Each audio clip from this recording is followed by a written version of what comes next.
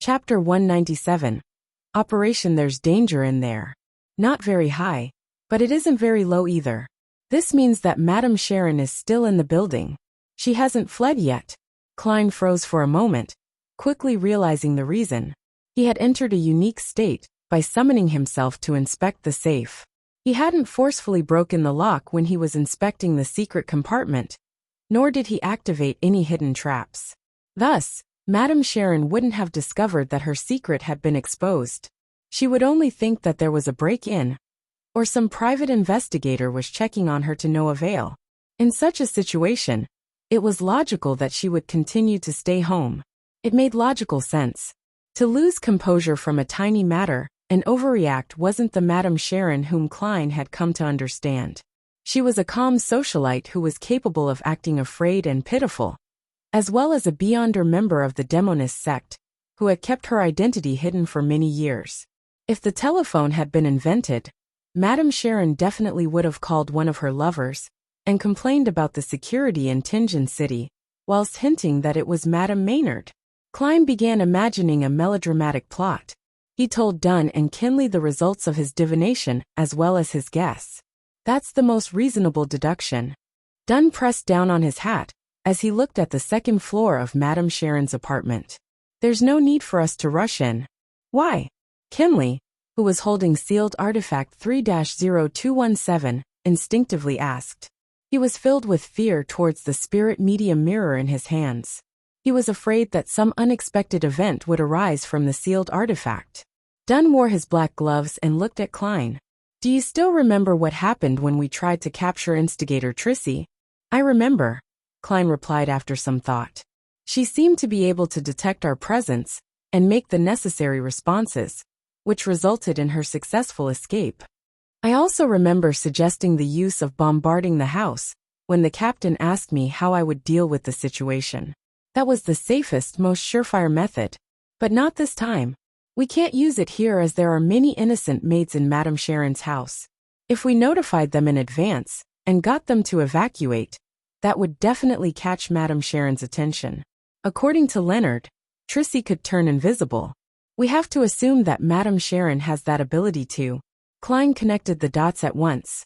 Dunn looked at the crimson moon in the sky and said, Good. Your answer is very good. You're rather intuitive in such situations.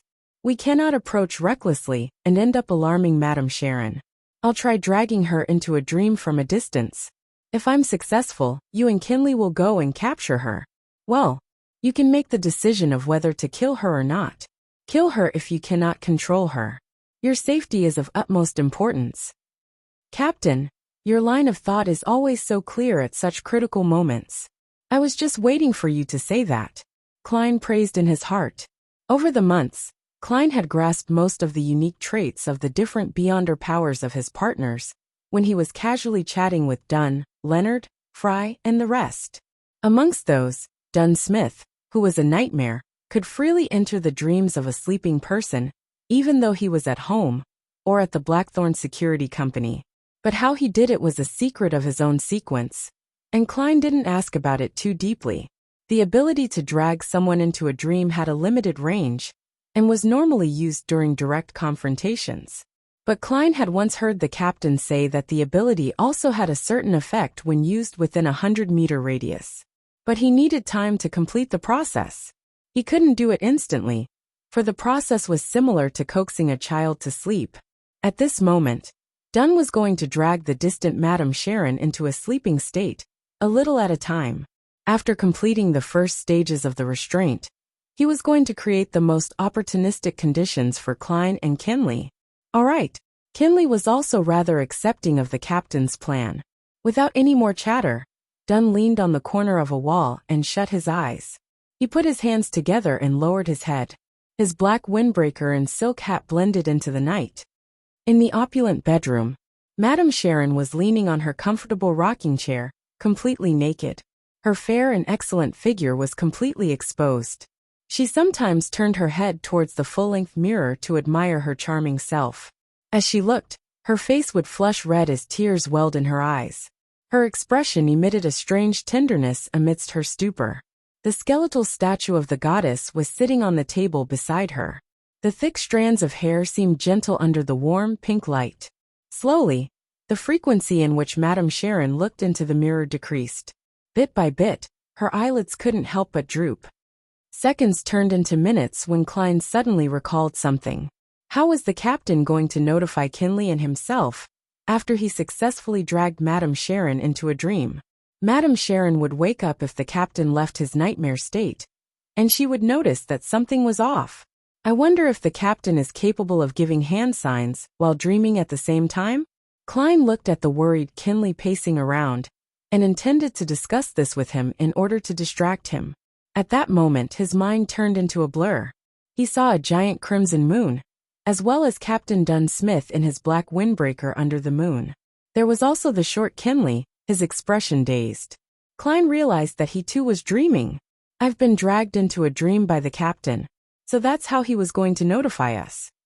He wanted to facepalm himself, but could only maintain his trance-like state while saying muddle-headedly, "Captain?" Dunn nodded slightly and said, "Madame Sharon has entered a dream. You can take action now." He then emphasized, "Remember to be careful and don't be too reckless. We would rather miss the opportunity than take unwarranted risks." Just as he finished his sentence, the world before Klein shattered. His eyes reflected Dunn Smith again. He was still at the corner of the wall, looking down with his hands clenched tightly into fists. On the other side, Kinley, who had stopped pacing about, also opened his eyes. The duo exchanged looks and nodded. Both of them entered a state to execute their operation. Even though this was the first time Kinley was participating in a relatively dangerous mission, he was still more experienced than Klein. He had attended many official missions, so he quickly adjusted his mental state, becoming calm and sharp. Of course, this could also be attributed to the augmentation the knight had on a sleepless. This was also one of the reasons Dunn had chosen Kinley over Fry for this operation. "Let's go." As a sequence 8, Klein took on the role of the leader, signaling for his partner to follow. Kinley didn't object. He gripped the tightly wrapped mirror and softened his footsteps as he followed. Klein led him to the place where he scaled the wall previously.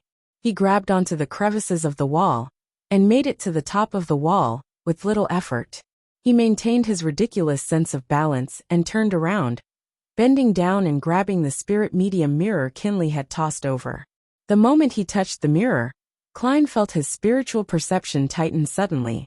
It was as if what was covered by the black cloth wasn't a mirror, but a door to some unknown, dangerous alternate world. Indeed, any item that requires sealing has some malefic side to it. Klein internally muttered to himself wistfully as he watched Kinley scale the wall. In order to facilitate movement, Kinley had placed his cane beside Dunn. Klein didn't dwell on that matter. After making their way through the garden to the side of the building, he climbed the pipe up to the balcony of the second floor, just as he did before. He then hung naturally from his feet, allowing his body to fall, once again taking sealed artifact 3-0271. Kinley looked at him puzzled, but immediately, he nodded his head in enlightenment. At that moment, Klein was shocked by his own actions. He exerted a force using his waist, and with the support of his left hand, he easily flipped over. What happened just now? Why did I move like that? It felt so natural. Is that an ability of the clown? He thought back, and felt that he was able to better display the unique characteristics of a clown in actual practice. After waiting for Kinley to easily make his way up, Klein handed the spirit medium mirror back to him, before pulling open the unlocked door of the balcony. Kinley carefully pulled away the black cloth, wrapped around sealed artifact 3-0271. He pointed the object mirror side down, reflecting the tiles on the ground. One of the rules of the spirit medium mirror was not to use it on yourself or your partners. After putting away the black cloth, Kinley took out his revolver and followed behind Klein. They made their way past the corridor towards Madame Sharon's bedroom, their footsteps light. Klein wielded his readied revolver, and while activating his spirit vision, he reached out for the door handle with his left hand. He didn't dare to be careless, since his divination told him that there would be danger present. The reason why he didn't make another quick divination was that he knew the presence of the primordial demonist statue in the room. At this distance, his divination would definitely be interrupted, He knew that there was no way for him to get a clear answer without relying on the gray fog's obstruction. Furthermore, with Kinley beside him, there was no way for him to enter that mysterious space. After pushing open the door, what entered Klein and Kinley's field of vision was the warm light from the gas lamp. Then, they saw Madame Sharon slumped over her chair, as well as her alluring body. However, Madame Sharon wasn't asleep. She was reclined in her chair with a faint smile across her mouth, looking straight at her two visitors. Instinctively, Kinley flipped his palm and pointed the spirit medium mirror at Madame Sharon. Klein first froze, then exclaimed, "No!" He clearly remembered that there was a full-length mirror on the other side of the chair. But it wasn't there now. The spirit medium mirror had locked onto Madame Sharon in just a second. But that image of Madame Sharon became blurry before turning into a full-length mirror. Kinley looked at himself in the mirror, and also sealed artifact 3-027, one reflecting his own image. A figure instantly appeared within the spirit medium mirror. It was an expressionless, sinister image of Kinley himself. Klein felt his limbs turn rigid, as if he had been entangled by invisible threads. An elegant figure appeared beside the full-length mirror. It was Madame Sharon wearing a nightgown. She glanced at the two intruders and chuckled. "If it wasn't for the fact that the statue happened to be beside me, I should be deep asleep now, waiting for you to wake me up with a kiss." At that moment, Klein suddenly shouted a simple term in ancient Hermes, "Crimson." He had no idea when he dug his left palm into his pocket. He deftly flicked his fingers and tossed out a slumber charm. Chapter 198. Appropriating uniqueness. The silver charm suddenly turned ice-cold, just like a crystal coat with layers of frost. Klein shivered and suddenly became more alert. His fear and agitation temporarily froze. He quickly injected his spirituality into the charm, and pushed the thin silver piece out of his pocket with his fingertip, causing it to drop to his feet. A crimson flame appeared in the air, and the sound of light, continuous explosions echoed in the room. A serene and deep feeling instantly emanated and engulfed most of the bedroom, including Madame Sharon, sleepless Kinley, and also Klein himself. The slumber charm was an item that didn't distinguish between the enemy and the caster. In most situations, using it meant throwing it at the enemy. That way, the caster would only be affected by the remnant shock waves, but not to the extent of failing to resist the temptation of falling into a deep sleep. But Klein's arms were entangled by countless invisible threads. He couldn't throw the charm, so he could only exchange Madame Sharon's slumber with his. But he had long considered such a situation, and was prepared. This was because his body was unique, a uniqueness that was unlike most low-sequence beyonders. In that instant, Klein's eyelids closed and entered into deep sleep normally, while Madame Sharon and Kinley also appeared to slow down. Klein quickly realized that he was in a dream, and rationally knew that he was sleeping. Whenever anything related to dream invasions or similar hypnotic effects were used on him, he could still maintain consciousness. He had discovered this when he was dealing with Dun's nightmare powers, as well as when Daly was channeling his spirit. Kacha! Klein tore out of the dream forcefully and woke up. He felt the countless threads binding his arms, legs, and body loosen. As for Madame Sharon, she had a vacant look, as though she was going to shake off the effect of the slumber charm, but had yet to wake up entirely. Kinley was on the ground with the spirit medium mirror flipped upside down nearby, while his revolver had been flung to the door. An opportunity. Klein seized the moment while the fine threads loosened. He took out his left hand and snapped his fingers. He lit up a faint blue spiritual flame, and burned the countless fine threads before him. At the same time, he picked up his revolver with his right hand, and pulled the trigger repeatedly. Bang! Bang! The two silver demon hunting bullets tore through the barrel, and fired towards Madame Sharon. Klein didn't confirm the outcome but bent his knees, exerted strength in his waist, and leaped over to Kinley. Simultaneously, he broke the fine strings that were tied around his body.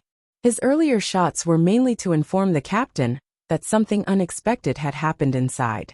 They were already fighting, and were in need of assistance. Of course, if he could shoot Madame Sharon directly, that'd be the best outcome. However, Klein didn't believe a sequence 7 or 6 Beyonder could be taken care of so easily. There were faint blue flames twirling in the air, dancing across the fine threads in the room. In such a dreamy scenery, the two silver demon hunting bullets struck Madame Sharon's body. Kacha! Kacha! Madame Sharon was in her translucent sleeping robe, and her indistinct body shattered like the crimson moon's reflection in a lake. The full-body mirror next to her cracked into pieces, and most of them shattered into about thumbnail-sized chunks, while a small amount remained on the frame. They all resembled palms, strangely shaped palms. A substitute? A beyonder power of the demoness sequence? The corner of Klein's eyes swept over it, as he already rolled next to Kinley. Since the fine strings were all broken by his movement, the faint blue flames didn't spread over. At that moment, Madame Sharon had vanished, but the sleeping, Kinley lifted his hands and gripped his neck so tightly that his saliva began flowing out as his tongue protruded. But he didn't seem like he was going to stop. But in Klein's spirit vision, there weren't any abnormal things around. He suddenly recalled the description of sealed artifact 3-0271. The most dangerous situation is when you see yourself. Could it be that Kinley saw his own reflection in sealed artifact 3-027, one through the full-body mirror? Klein speculated. He quickly took out another silver charm, without having the luxury of time to think about it. It was a triangular-shaped item, a requiem charm. Crimson, Klein said the ancient Hermes word while he instilled his spirituality into the charm, and threw it out. Then he pressed down his left hand, and grabbed the spirit medium mirror. He used the corner of his eye to determine that the sealed artifact was facing downward, so it wouldn't reflect himself. The triangular silver charm ignited into icy blue flames. The gentle and serene darkness blanketed Kinley, and affected Klein himself. The nervous emotions dispersed in that instant. Kinley relaxed his hands on his throat, while Klein felt like he was standing before his oriel window at home, overlooking the quiet streets. His physical and mental state was at peace. That was exactly what Klein wanted. At that very moment he entered an extremely serene state. He appeared to be the only person left in the entire world with nothing else in existence. Within this sense of calmness, he suddenly had a gut feeling in his mind. Madame Sharon is about to attack my right waist. That was the foresight ability of a clown in battle. Without any hesitation, Klein lifted the spirit medium mirror and rolled to his left. Just as he moved, a dagger, burning in dark flames, pierced the spot where he had stood earlier. Madame Sharon's figure was outlined once again. As he rolled, Klein suddenly lifted the spirit medium mirror and pointed it at Madame Sharon. Besides saving his teammate, his main goal when he got close to Kinley was to pick up the sealed artifact. Otherwise, he didn't believe that anything good would come out of waiting for the captain's reinforcements while being next to Madame Sharon. The flaring sun charm could be used to fight against a beyonder, but the effect wouldn't be as significant as if it was used against a dead spirit. Plus, the other person wouldn't just stand there and wait for him to use a charm. If it really didn't work, Klein could only take the risk and use Azek's copper whistle. Regarding how he would explain it, he would think about it after he managed to stay alive. However, things developed better than Klein had predicted. Madame Sharon opted for assassination. She didn't interrupt his use of the requiem charm and the spirit medium mirror. Therefore, Klein had instantly formulated a simple plan. He didn't avoid the repercussions of the requiem charm, but relied on it to enhance his foresight ability as a clown. Then, he seized the opportunity to dodge the attack, while he used the spirit medium mirror to reflect the enemy. When Madame Sharon missed her strike, she immediately wanted to chase after her agile opponent who was rolling away. She suddenly saw a mirror with 3 cracks. The surface of the mirror rippled, and a woman's figure appeared. Her hair was black and thick, hanging low and blocking her face. Klein's left hand shook, and the spirit medium mirror glided on the carpet for a dozen centimeters with the front facing upwards. A pale hand extended out of the mirror, and a woman in a white bedsheet-like dress climbed out of the mirror quickly and pounced at Madame Sharon. Madame Sharon's expression became gloomy. There was a layer of darkness above her innocent brown eyes. Her surroundings ignited with 7 black flames. With a swoosh, a black flame flew out and hit the woman in the white dress. Whoosh! The woman caught on fire and wailed in pain. Very soon, she vanished into thin air. So. So. The black flames flew at Klein one after another like bullets. Klein's pupils constricted as he quickly rolled away. He didn't dare stay in that spot.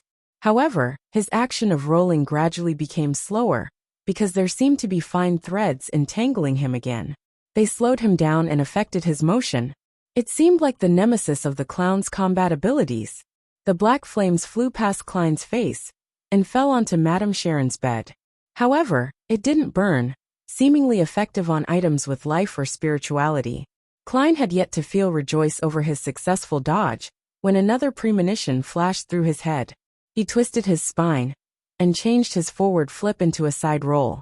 A transparent ice crystal suddenly appeared like a spear and stabbed into the carpet where Klein had originally intended to land. The white frost expanded and struck Klein, whose actions were affected by the fine threads. He suddenly shivered, and his body became stiff. Although he could still move, he was much slower. Madame Sharon had black flames surrounding her again, and there was a transparent ice spear that condensed in her hands. Klein didn't hesitate any further, as he shoved his hand into his pocket and grabbed Azek's copper whistle. He. Just then, Kinley shook off the effect of the requiem and slumber charms. He got up and looked towards Madame Sharon, with a pair of vacant-looking eyes. His face seemed to be blanketed by a shadow, making him look silent yet creepy. Thud. Thud. Thud. Kinley leaped at Madame Sharon, who was the closest. Madame Sharon narrowed her eyes and shot the black flames surrounding her one after another at Kinley. Poof. Poof poof. The black flames disappeared like snowflakes, and didn't have any effect. Klein was stunned at first, then he lifted the gun in his right hand and pulled the trigger while aiming at Madame Sharon. Bang! Madame Sharon dodged ahead of time and threw the frost spear towards Kinley, but it only penetrated his clothes and not his skin. Hence, it didn't create a freezing effect. Bang! Klein fired again, and Madame Sharon dodged to the side of the broken full-body mirror and picked up a palm-sized fragment. She continued to walk swiftly and dodged another bullet. She then used the irregular fragment to reflect Kinley as he leaped over at her. Right on the heels of that, Madame Sharon dodged to the side as she swiped the mirror with her palm, which was covered in black flames. At that moment, Klein had emptied his revolver. He had no choice but to throw it, letting the empty shells and revolver fall to the carpet. Just as he rolled over to pick up Kinley's revolver, he heard his teammate's tragic scream. Kinley stopped before bending over and vomiting. It was bile at first, then a red heart, followed by his lungs and stomach that were burning with black flames. Chapter 199. Successful toss of the die. The beating heart, the yellowish-green liquid, the silently burning black flames, and the falling figure entered Klein's field of vision and etched themselves deeply into Klein's mind. The most dangerous mission he had encountered up to this date had been when he was dealing with Ray Bieber, who was in the midst of digesting. Even such a terrifying and dangerous monster had only resulted in severe injuries to the Beyonders on the mission. No one had to sacrifice their lives. The deaths of the Beyonders Klein had witnessed, including old Niels, were all due to them losing control. The murderer might be strange and indescribable or related to evil gods, but they had nothing to do with the missions they undertook. Now he was looking at one of his partners being killed in action. The death was purely due to one mistake. Nighthawks were fighting against madness, but so were they also fighting against danger. There might never be an opportunity to make up for that one mistake. Klein's thoughts erupted with a boom. Apparently having taken a huge blow, he knelt down and lifted his right hand, firing successive shots at Madame Sharon. The silver demon hunting bullets pierced through the invisible threads and shot towards her head and transparent sleeping gown. Suddenly, Madame Sharon appeared to be yanked in another direction by something, allowing her to successfully avoid Klein's manic shooting. Klein only managed to collect himself and regain the ability of rational thought when he finished firing the 5 bullets in his revolver, and the sound of the hammer striking an empty chamber entered his ears. His heart tightened. Without any time to reload, he tossed the revolver to the side and took out a stack of tarot cards. Pa! Madame Sharon's body moved to the side and saw a card fly past her, piercing deeply into the surface of the makeup table. She smiled, her beautiful brown eyes once again taking on a black luster. At that moment, her waterfall-like brown hair suddenly flailed into the air, like it was lifted by an invisible force. Madame Sharon froze. She wanted to dodge, but she was too slow. Klein had tossed out a magician card, successfully pinning her hair to the wall. Pa! Madame Sharon forcefully tore away her hair and rolled forward, her body quickly vanishing from Klein's line of sight. She's turned invisible again. Klein had a tarot card between his fingers as he slowly turned around, while being alert of his surroundings. Suddenly, he realized why Madame Sharon had to give up her attack, and why she had slowed down. If the situation had developed normally, Klein would have had no choice but to use Azek's copper whistle to deal with this terrifying demoness. Yes, the captain must be around here somewhere. He felt a little excited. He looked around, his gaze instinctively falling on the window. At the same time, he made a judgment in his heart. Madame Sharon wants to flee. She knew that we still have a partner with the ability to drag her into a dream, but she was unsure if there would be other reinforcements from the Nighthawks, mandated punishers, or machinery hive mind. Even though she's powerful, there's no way that she can wipe out a team of Beyonders on her own. With that thought, Klein flicked his wrist, tossing the tarot card towards the window. Whoosh whoosh whoosh. He threw out 5 cards in succession, 3 sealing the window, and the other 2 towards the door. Crack! Thud! Thud! Amidst the sound of shattering glass, 2 tarot cards dug into the ajar bedroom door, one after the other. As he expected, Klein heard the sound of dodging. He once again tossed cards out, making use of his clown's intuition to pinpoint where he should be aiming. The cards pierced through the air and rapidly advanced before drilling themselves into the sturdy wall. However, a figure was quickly outlined in the air. It was none other than the brown-haired Madame Sharon, who was in a translucent sleeping gown. The moment Madame Sharon was exposed, her eyes lost their focus, as though she was falling asleep standing. Captain, Klein scanned his surroundings, but was in no hurry to throw his cards. This was because he knew that Madame Sharon would quickly break out of the dream. He had to deal fatal damage in these 2 or 3 seconds, or their opponent would escape. It was easy to escape from a nightmare when there was a huge distance between them. Bending his knees, Klein rolled forward diagonally. He went prone and extended his right hand, grabbing the edge of the spirit medium mirror that was facing upward. He then flicked his wrist before his reflection could appear in the mirror. He tossed sealed artifact 3-027, one towards Madame Sharon, mirror side facing her. Madame Sharon's body trembled. The color of her brown eyes was quickly restored as they once again found their focus. And awakening before her was a crystalline layer of sturdy frost that appeared on the surface of her body. However, she didn't see the card, nor the demon-hunting bullet approaching her. All she saw was a mirror, and that the mirror was reflecting her innocent, yet alluring beauty. That beautiful face in the mirror suddenly became contorted. Wrinkles, gashes of blood, and rotting spots appeared on her face. No! Madame Sharon let out a shrill cry, as if she had just witnessed someone she loved die. Her skin quickly took on a green color as yellow pus flowed out the corner of her eyes. After a moment of suffering, a silent black flame burned outward from within Madame Sharon, as if she was trying to expel something. The black flames then condensed into a thick frost, as if it was creating a coffin for an eternal rest. The invisible threads finally took on a color that was visible to the human eye. They enveloped the frost, forming a gigantic cocoon.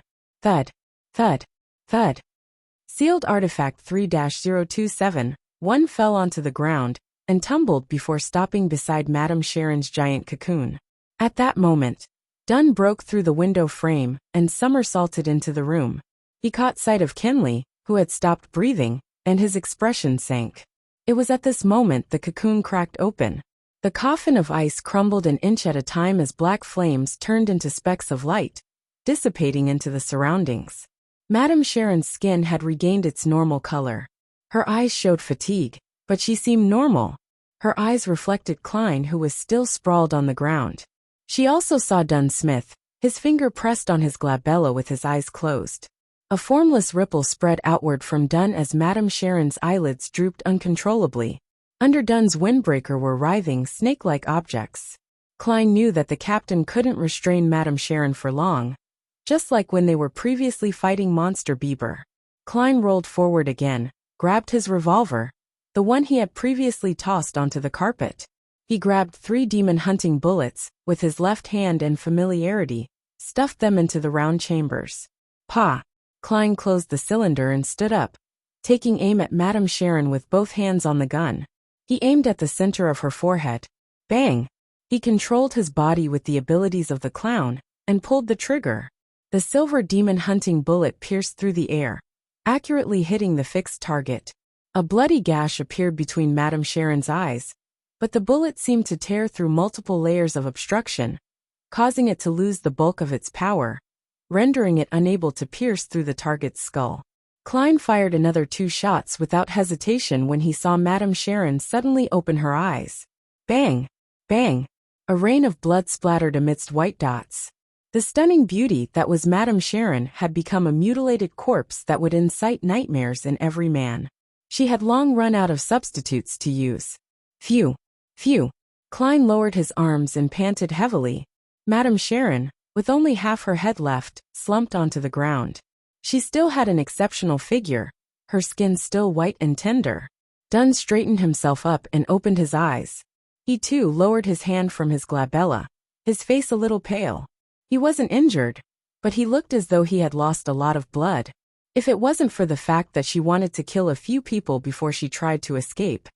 If it wasn't for sealed artifact 3-027, one reflecting herself by chance, we probably would have only been able to injure her. Dunn slowly walked forward to Klein's side, his voice unusually low. If it wasn't for how unique I was, I would have died along with Kinley in the first 10 seconds of the battle. Klein turned to look at Kinley, who was silently lying on the black ash. He exhaled. Captain Kinley. I know, Dunn replied with a raspy voice. I made a mistake. I was fooled by Madame Sharon. I didn't expect her to secretly escape from the dream. He paused.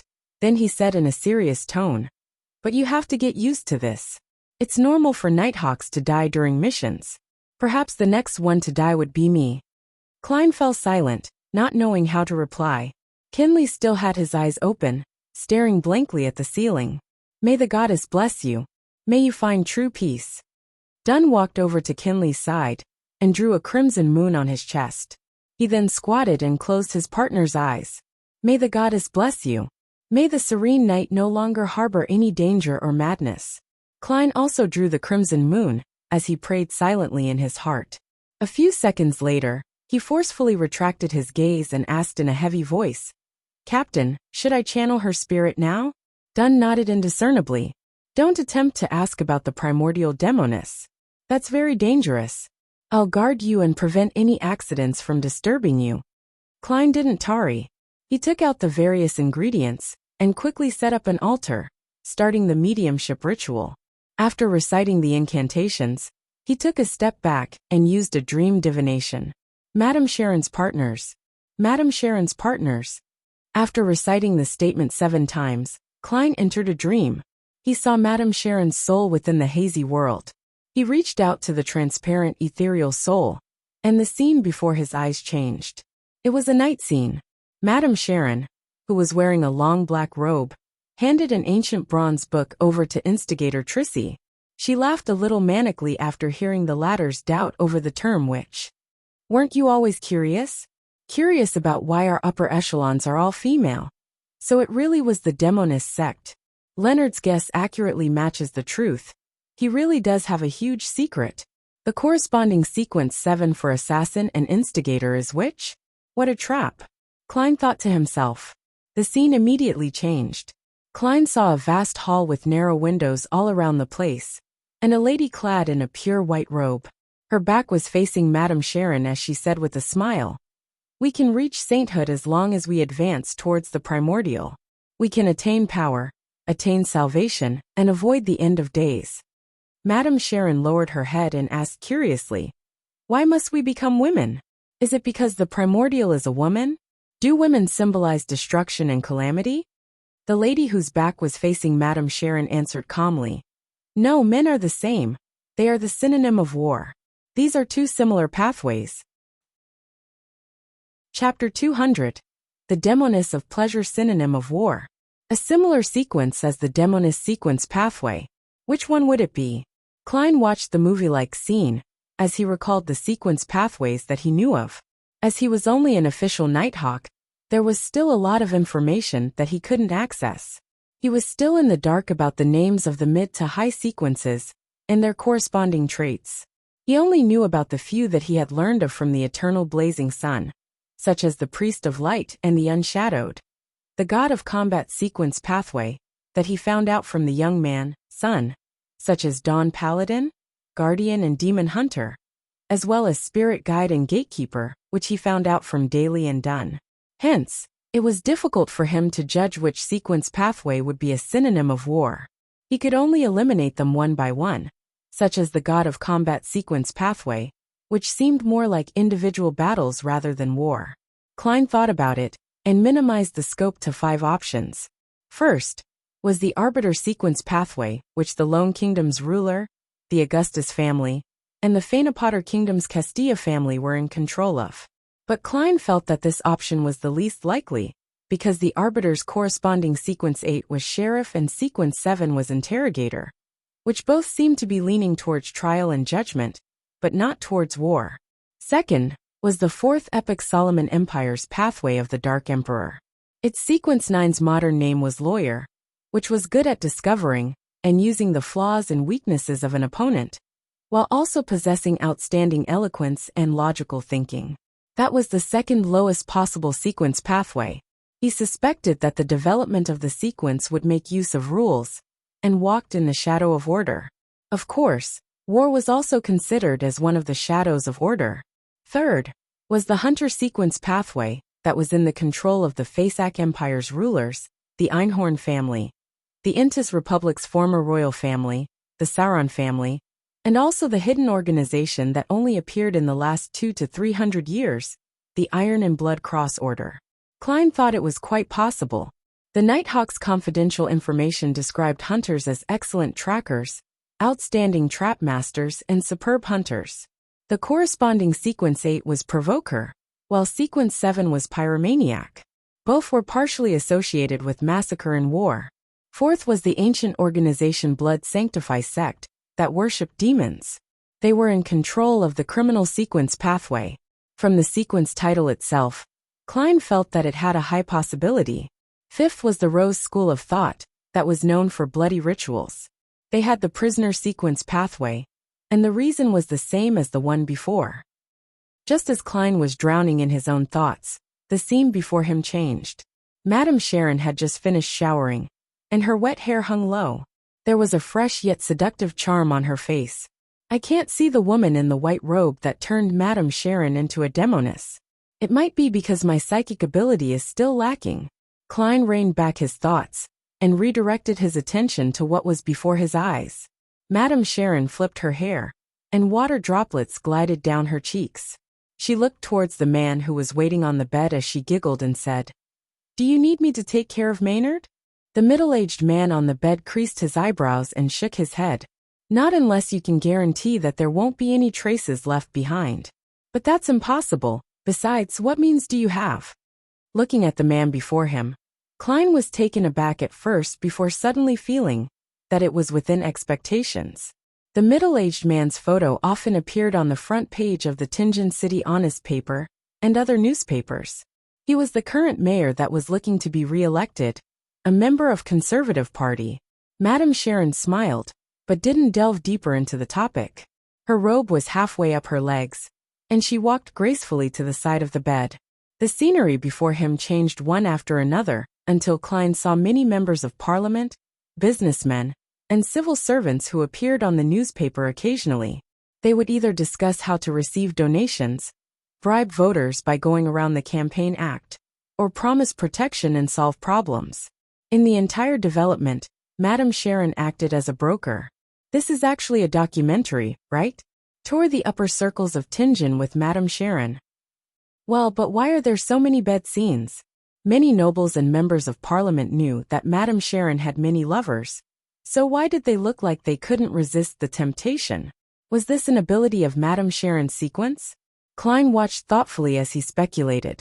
Through the divination earlier, he was certain that none of the guys in Tinjin's upper circles knew of Madame Sharon's true identity, nor did they collude with her to murder Maynard.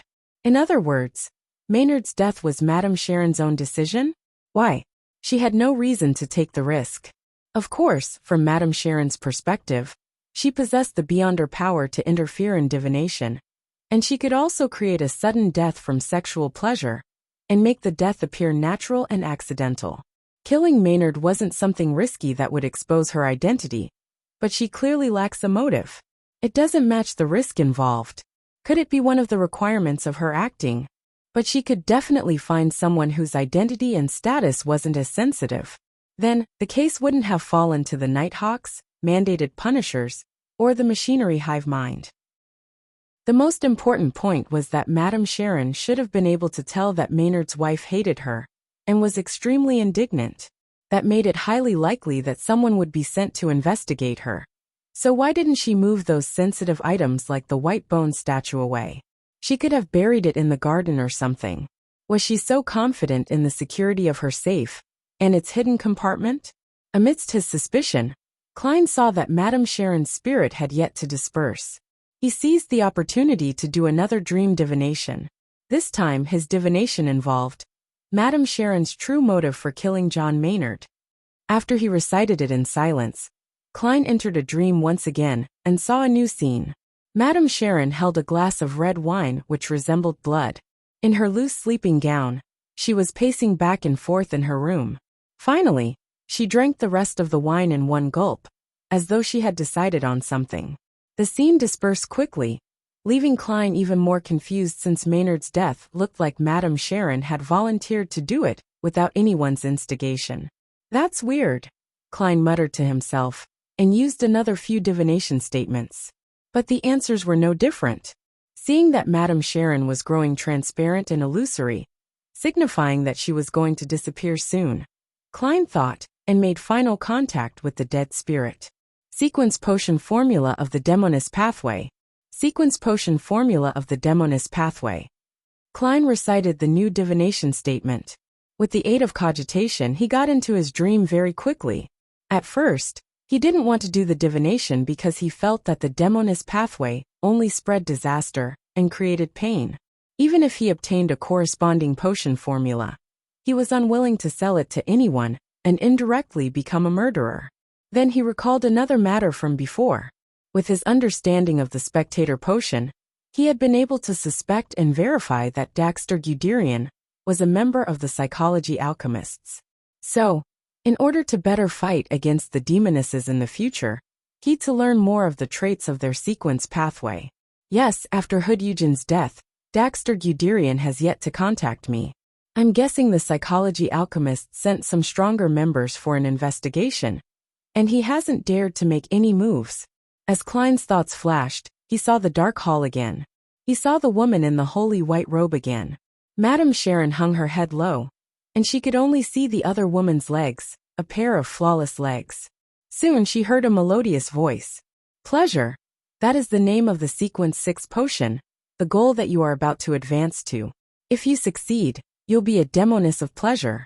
When pleasure is irresistible and impossible to break away from, it's a form of agony. This is also a maxim that you have to live by. As long as you complete your advancement, besides the enhancement of your various abilities as a witch, you'll also become more beautiful, making you better at seduction, and providing unforgettable pleasure to the same or opposite sex during lovemaking. You'll be able to make strange threads like a spider and utilize them. Immediately following that, an ancient silver book appeared before Madame Sharon. After it was opened, there was the formula and ingredients placed separately. Main ingredients: a pair of succubus eyes, an adult black widow spider silk gland. Supplementary ingredients: 100 milliliters of purified water, 5 drops of black jimsonweed juice, the complete remnants of a succubus's hair, 10 grams of phainopotterfly powder, and 5 grams of real mummy ashes. The scene changed again. It was the same hall, the same long white robe, and the same woman with indistinguishable features. But now, The difference was that Madame Sharon had returned to her original state. She was now the young man in the picture from before. A melodious female voice reverberated in his ears. "This is the name of the Sequence 7 potion. I'm sure you're surprised." "Yes, I still can't believe it's called which," Madame Sharon said in a rather agitated manner. "Remember, if we want to get closer to the primordial, we have to be more and more like her. She's a woman, so we have to be women too," the melodious female voice replied. "Either you give up or you accept. After you become a witch, you'll become a true woman, and your appearance and charm will be enhanced substantially. You'll have the ability to turn invisible and use substitutes. You'll gain a rudimentary mastery of various dark magic. You'll be skilled at disrupting the divination of others. And you'll also gain the favor of the black flame and icy frost. The main ingredients are every drop of an abyss demonic fish's blood and an agate peacock's egg.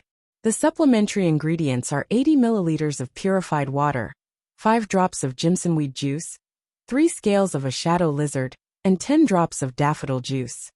Scenes continued to play, one after another, and Klein saw the instigator and assassin formula and understood their corresponding traits.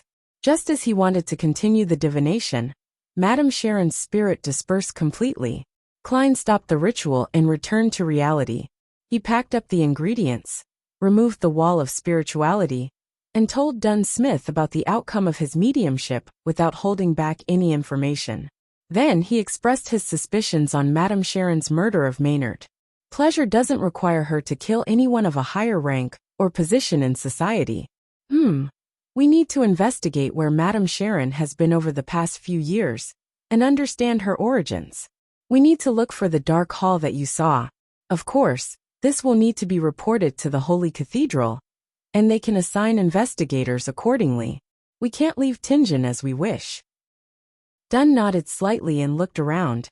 He said, "Go to the first floor, check if those servants are still in deep sleep. If anyone is awake, bring them over, and make them sign a confidentiality contract as per protocol. I'll be in charge of the second floor." He found a black cloth and covered the sealed artifact 3-0271. Upon hearing that, Klein suddenly understood why the intense battle hadn't brought the servants over. The captain had sent them into a deep sleep from the very beginning. Klein's body was still cold and stiff. He had to slow down and move forward in very, very light steps. When he passed the bedroom door, he extended his hand and pulled out the 2 tarot cards at the door. He wiped them and put them back into his pocket. After he left the room, he walked towards the stairway. After taking a few steps, he suddenly thought of a question. How would he make sure that the person was in a deep sleep? Check with divination one by one? That'd be troublesome. The captain is a nightmare. He should be an expert in this. I'll have to ask him if he has any fast and simple methods. With this in mind, Klein turned around, walked towards the bedroom door, step by step, as he fought against the cold and stiffness in his body. Before he came close, he looked through the ajar door and saw the shattered pieces of the angled full-body mirror. There were still large shards of the mirror clinging to the frame, all the size of a palm. In the cracked mirror, Dunn Smith, in his black windbreaker, was kneeling beside Kinley's dead body, doing something. Suddenly, he lifted his head. His gray eyes were deep, and the corners of his lips were tainted with crimson blood. Crimson blood. Without thinking, Klein turned around, left the side of the door, and leaned his back against the wall. Chapter 201. Inquiry. Klein held his breath with his back against the wall as he faced the darkness of the corridor. What's Captain doing? What's wrong with him? Was he drinking blood? Is this a sign of him losing control? Klein's mind was a mess, incapable of effective thought. Nearly 20 seconds later, Klein clenched his teeth. With the help of the control he had over his body as a clown, he silently made his way down the stairs. Later, he then intentionally took heavier footsteps and made his way back to the door of Madame Sharon's bedroom. Klein looked in to see the captain wrapping sealed artifact 3-0271 with the black cloth. His expression was serious, his face clean. It was as though what Klein had seen just now was only an illusion.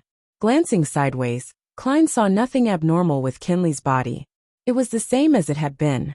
He inhaled and asked, "Captain, How am I going to confirm if those servants are still asleep? I can't make an accurate judgment, just based on spirit vision alone. They'll have various emotional reactions due to their dreams, which will be reflected in the color of their auras. Dunsmith fiddled with the spirit medium mirror, and was silent for a few seconds. He said with a raspy voice, "I'm sorry. I forgot about that. I've made too many mistakes tonight. There's no need for you to check, I'll confirm it." He lifted his hand and pressed his glabella. Then he closed his eyes, allowing formless ripples to spread towards the first floor. It was crystal clear to a nightmare if anyone was asleep or not. Klein froze when he saw this. He looked down and bit at the insides of his lips. "Captain, were you really drawing me away just now? What are you doing? Do you know what you're doing?"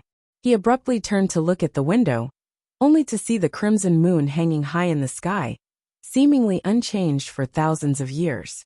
After collecting himself, Klein used the cover of picking up his tarot cards, revolver, half-top hat, and other items to closely examine the corpses of Kinley and Madame Sharon.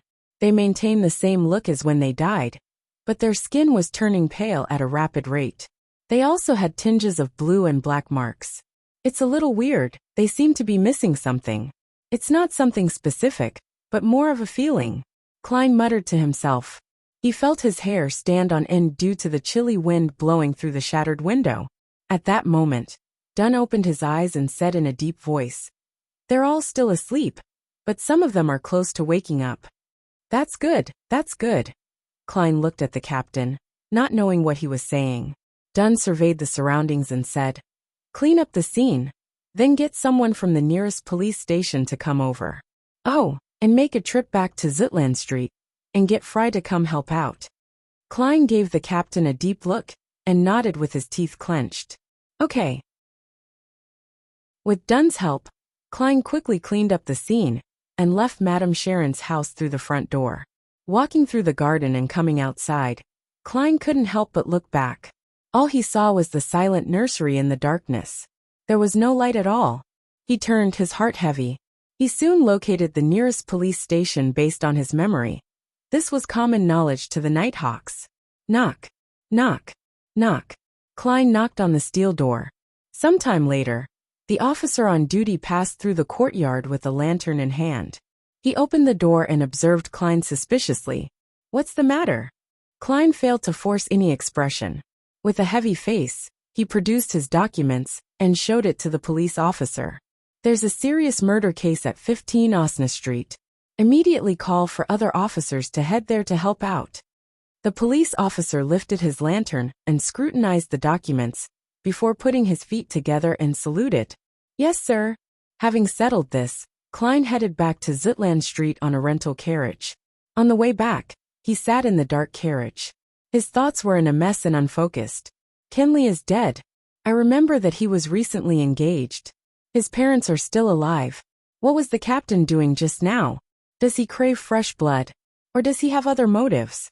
His memory is still as poor as before, without any obvious improvement. This means that he doesn't have the warning signs of losing control. But he's known about the acting method for some time now. Does the fact that his memory hasn't improved mean that there's a problem? No. It must be because the captain is still figuring out the proper way to act as a nightmare.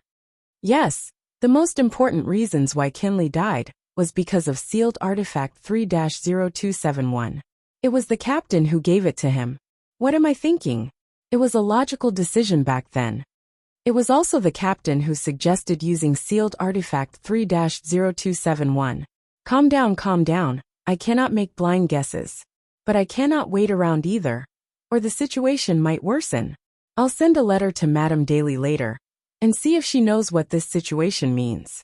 Even if she doesn't know the exact answer, she'll definitely understand the signs of danger, and inform the Holy Cathedral.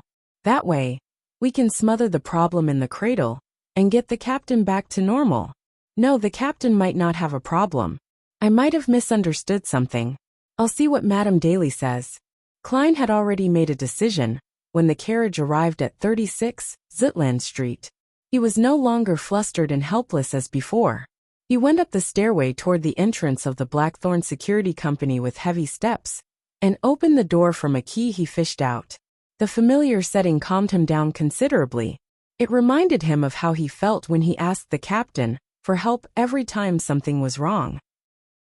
Taking a deep breath, Klein went to the recreation room and found Fry reading alone under the gas lamp.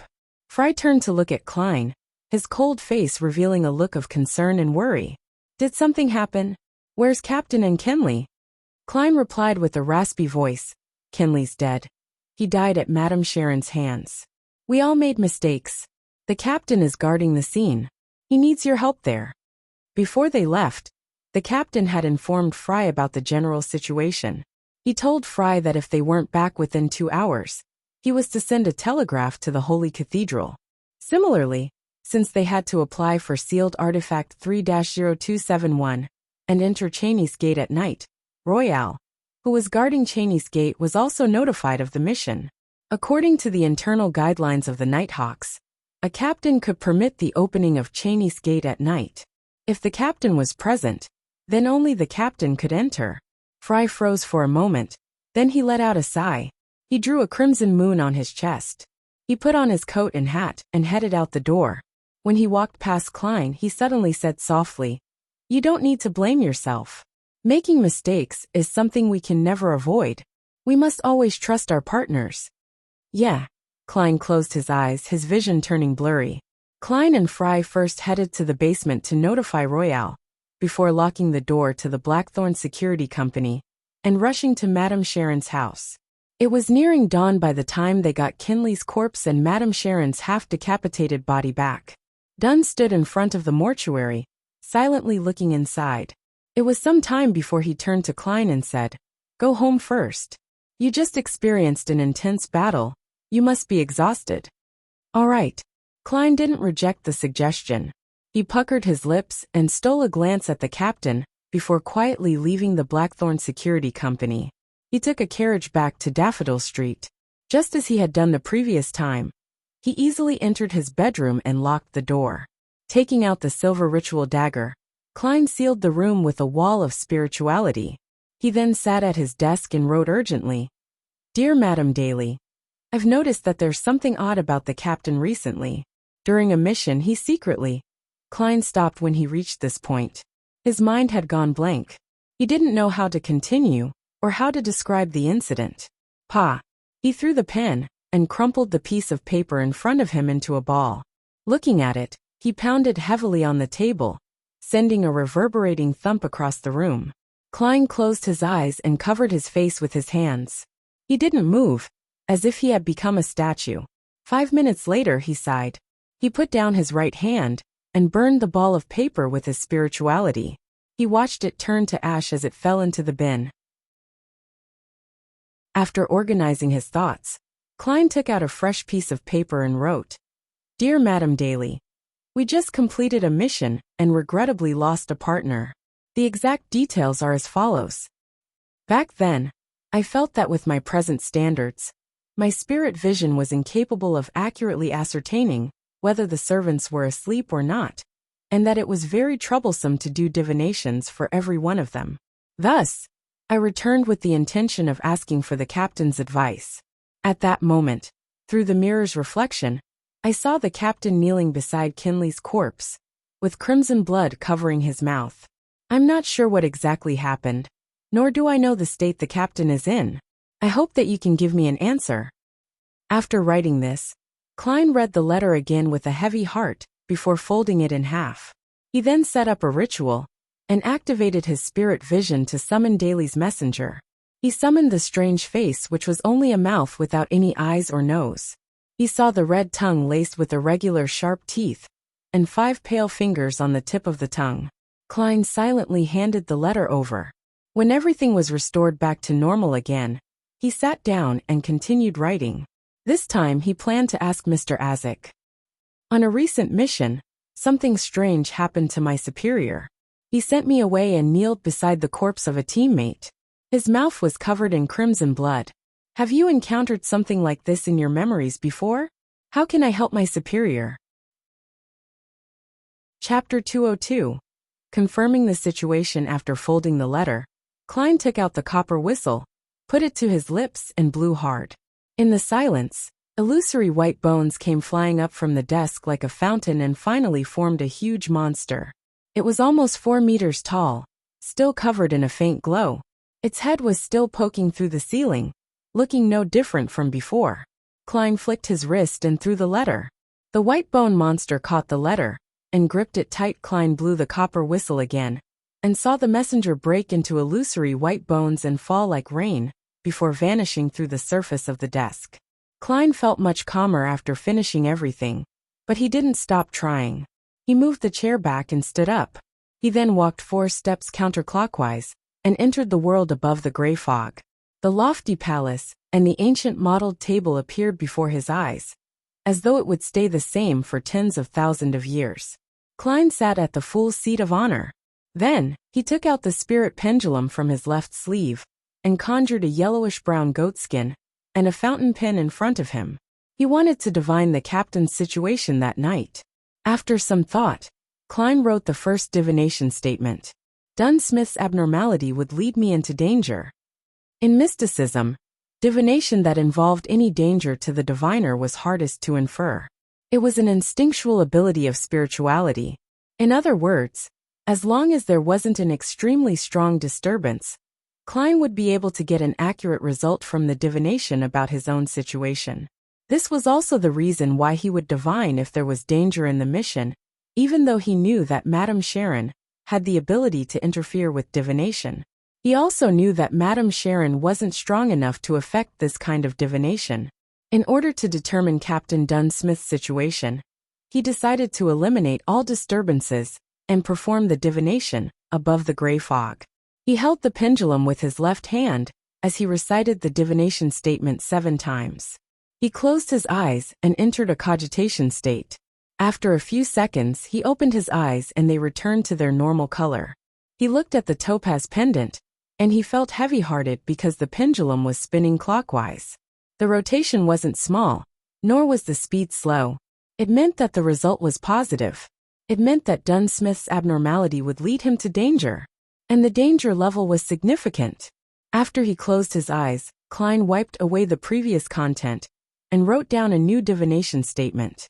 The reason for Dunsmith's abnormality. He put away the topaz pendant and leaned back into the chair. He recited the divination statement as he entered a dream with the aid of cogitation. In the blurry illusory world, he couldn't see or discover anything. There was nothing except gray fog. That means that there was insufficient information, so the divination failed. Klein looked at the goatskin on the long bronze table as he muttered bitterly and helplessly. Suddenly, he felt a strong feeling of exhaustion. He realized that it was the result of an intense battle, continuous rituals, and multiple divinations. Klein wrapped himself up with spirituality and stimulated a rapid descent from above the gray fog and returned to reality. He had a few nightmares that night. The ending of each dream was either Kinley vomiting his organs, or Dunsmith with crimson blood around his mouth. The next morning, Klein was on duty at Cheney's Gate, so he arrived early at the Blackthorn Security Company. At that very moment Roseanne, Mrs. Oriana, and the other clerks had yet to arrive for work. Klein walked through the partition and saw the wide-open door and Dunsmith, who was seated in the captain's office. Dunn had taken off his coat, and he only had his white shirt and black vest on. He sat in his seat while he held a cup of coffee in his hands.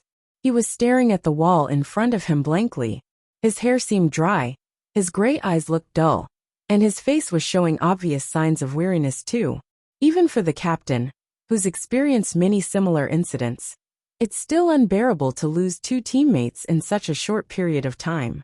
Klein's heart winced as the scene of the shattered full-body mirror, reflecting Dunn kneeling before Kinley's corpse with his face covered in crimson blood, appeared once again. Klein clenched his teeth and looked away. After nearly 20 seconds, he composed himself and extended his hand to knock on the captain's door. Knock, knock, knock. Dunn put down his coffee cup as his gray eyes became deep again. He took a deep breath and said, "I've reported the matter to the Holy Cathedral," and they gave an initial reply. The church will compensate Kinley's family with £3,000, and the police department will give £1,000 as bereavement payment, a total of £4,000.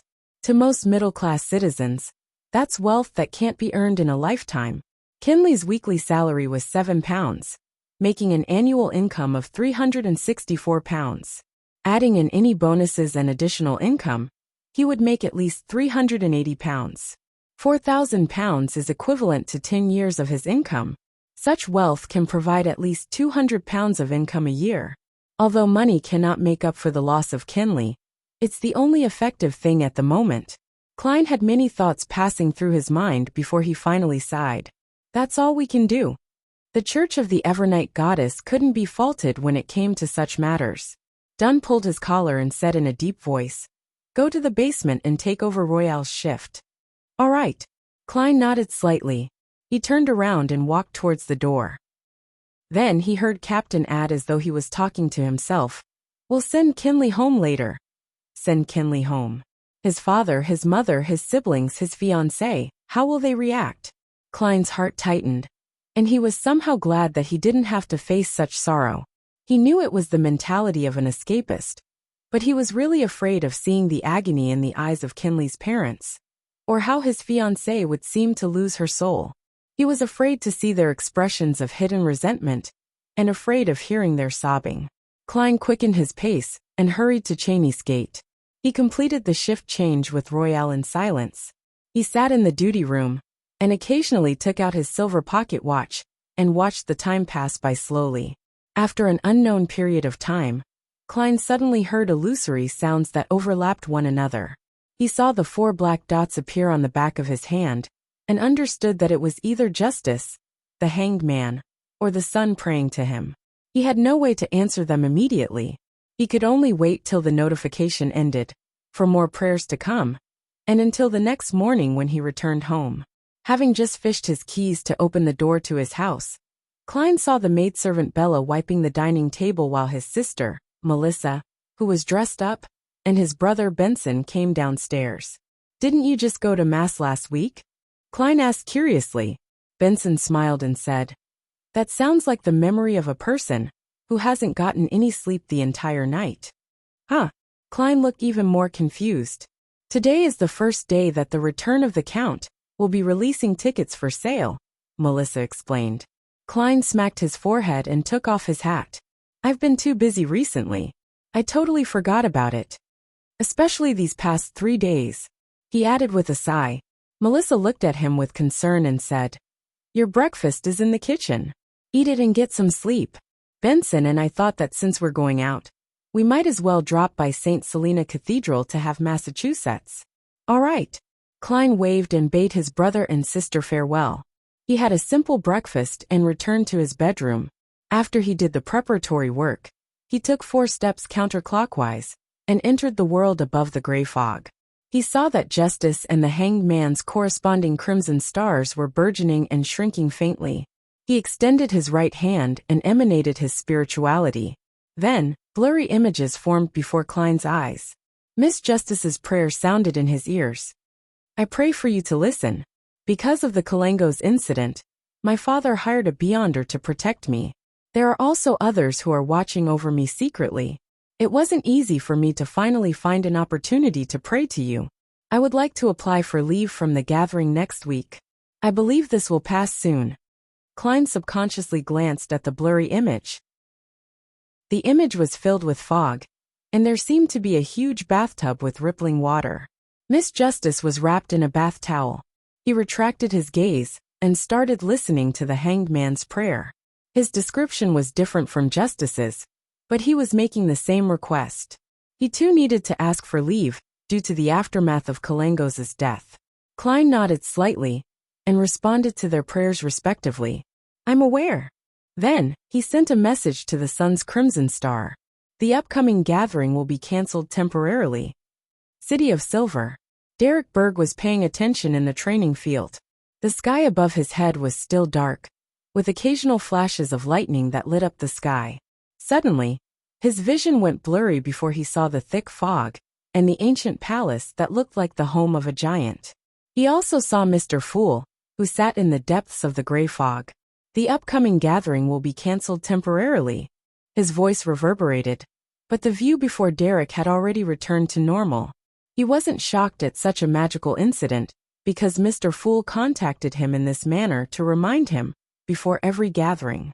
Derek looked up at the woman in front of him subconsciously. A member of the City of Silver's 6-member council, Shepherd Lloydia. This terrifying expert kept switching between a smile and being aloof. She told every young man at the training field that they would join the patrolling troops soon and rid the dark monsters in the vicinity. That wouldn't be training anymore. Elder Lloydia didn't notice anything strange. She seems to be getting weirder. Is it because there's a high-sequence Beyonder's evil spirit among the souls that she grazes? Derek thought. Klein returned to his bedroom, threw himself into bed, and quickly fell asleep. He dreamed about what had happened these past few days. Suddenly, he felt like he was being shaken by someone, and he suddenly woke up. Klein opened eyes and saw a gigantic white bone hand. The hand paused and threw the letter on the bed. Then it vanished into thin air. Mr. Isaac's reply. Klein grabbed the letter full of hope. Chapter 203. Mutant Klein opened the letter, feeling both expectant and nervous, before he began reading Isaac's reply. I thought about a few possibilities regarding the scenario you described, and I remembered a few things about vampires and mutants. Natural vampires were already on the brink of extinction before the dragons and giants bowed out of the stage of world history. Later on, they might occasionally be discovered. The vampires we usually talk about, as well as those mentioned in folklore, are more similar to Beyonders. I recall that the name of a potion in a particular pathway is called vampire. If your superior is now in a half-insane state, then it's very likely that he mistakenly consumed such a potion. The result of mixing two potions from different pathways makes a half-insane state a certainty. Yes, I vaguely remember the pathway of the Evernight, which is also the sleepless pathway as you know it, can be interchanged at high sequences with the pathway of death and the pathway of giants. But it doesn't include the vampire pathway. Of course, we cannot rule out the possibility that your superior might have accepted it willingly. After all, vampires have a long life, an exceptional constitution, and excellent looks. When compared with these benefits, accepting a state of half-insanity is reasonable. Klein froze when he read the letter. He didn't expect Mr. Isaac to provide him with this much information. The death pathway is also known as the corpse collector pathway. It can be interchanged at high sequences with the sleepless pathway. I knew about this from Emperor Roselle's diary. But to think that it can also be interchanged with the giant pathway after sequence 4.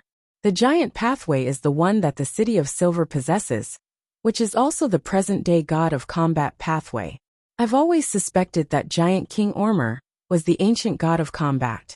Yes, Emperor Roselle's diary described the Church of the Evernight Goddess and the Church of the God of Combat as mortal enemies. Could this be because the pathways they possess can be interchanged at higher sequences? If I follow this line of thought, I can find an explanation as to why the three ancient churches, the Church of the Lord of Storms, the Church of the Eternal Blazing Sun, and the Church of the God of Knowledge and Wisdom, are at odds with each other. That's because the pathways of Sailor, Bard, and Reader can be interchanged at high sequences. Yes, during the end of the previous epoch, the Pale Era, it is likely that the fall of death was caused by the Evernight Goddess and the God of Combat. The captain is perfectly fine usually, other than his poor memory. He doesn't show any signs of half-insanity. I can rule out the possibility of him consuming the vampire potion. Mr. Isaac has recalled quite a number of things recently. Could the creeping hunger have really stimulated his memories? Klein nodded and continued reading the letter. Mutant isn't the name of a particular species. It's more like the description for many similar creatures. Under normal circumstances, they're no different from an ordinary human, but there is an innate, suppressed, twisted desire in their hearts. This desire erupts when they come into contact with a certain scene or object. They become monsters, succumbing to their desires for blood and massacre.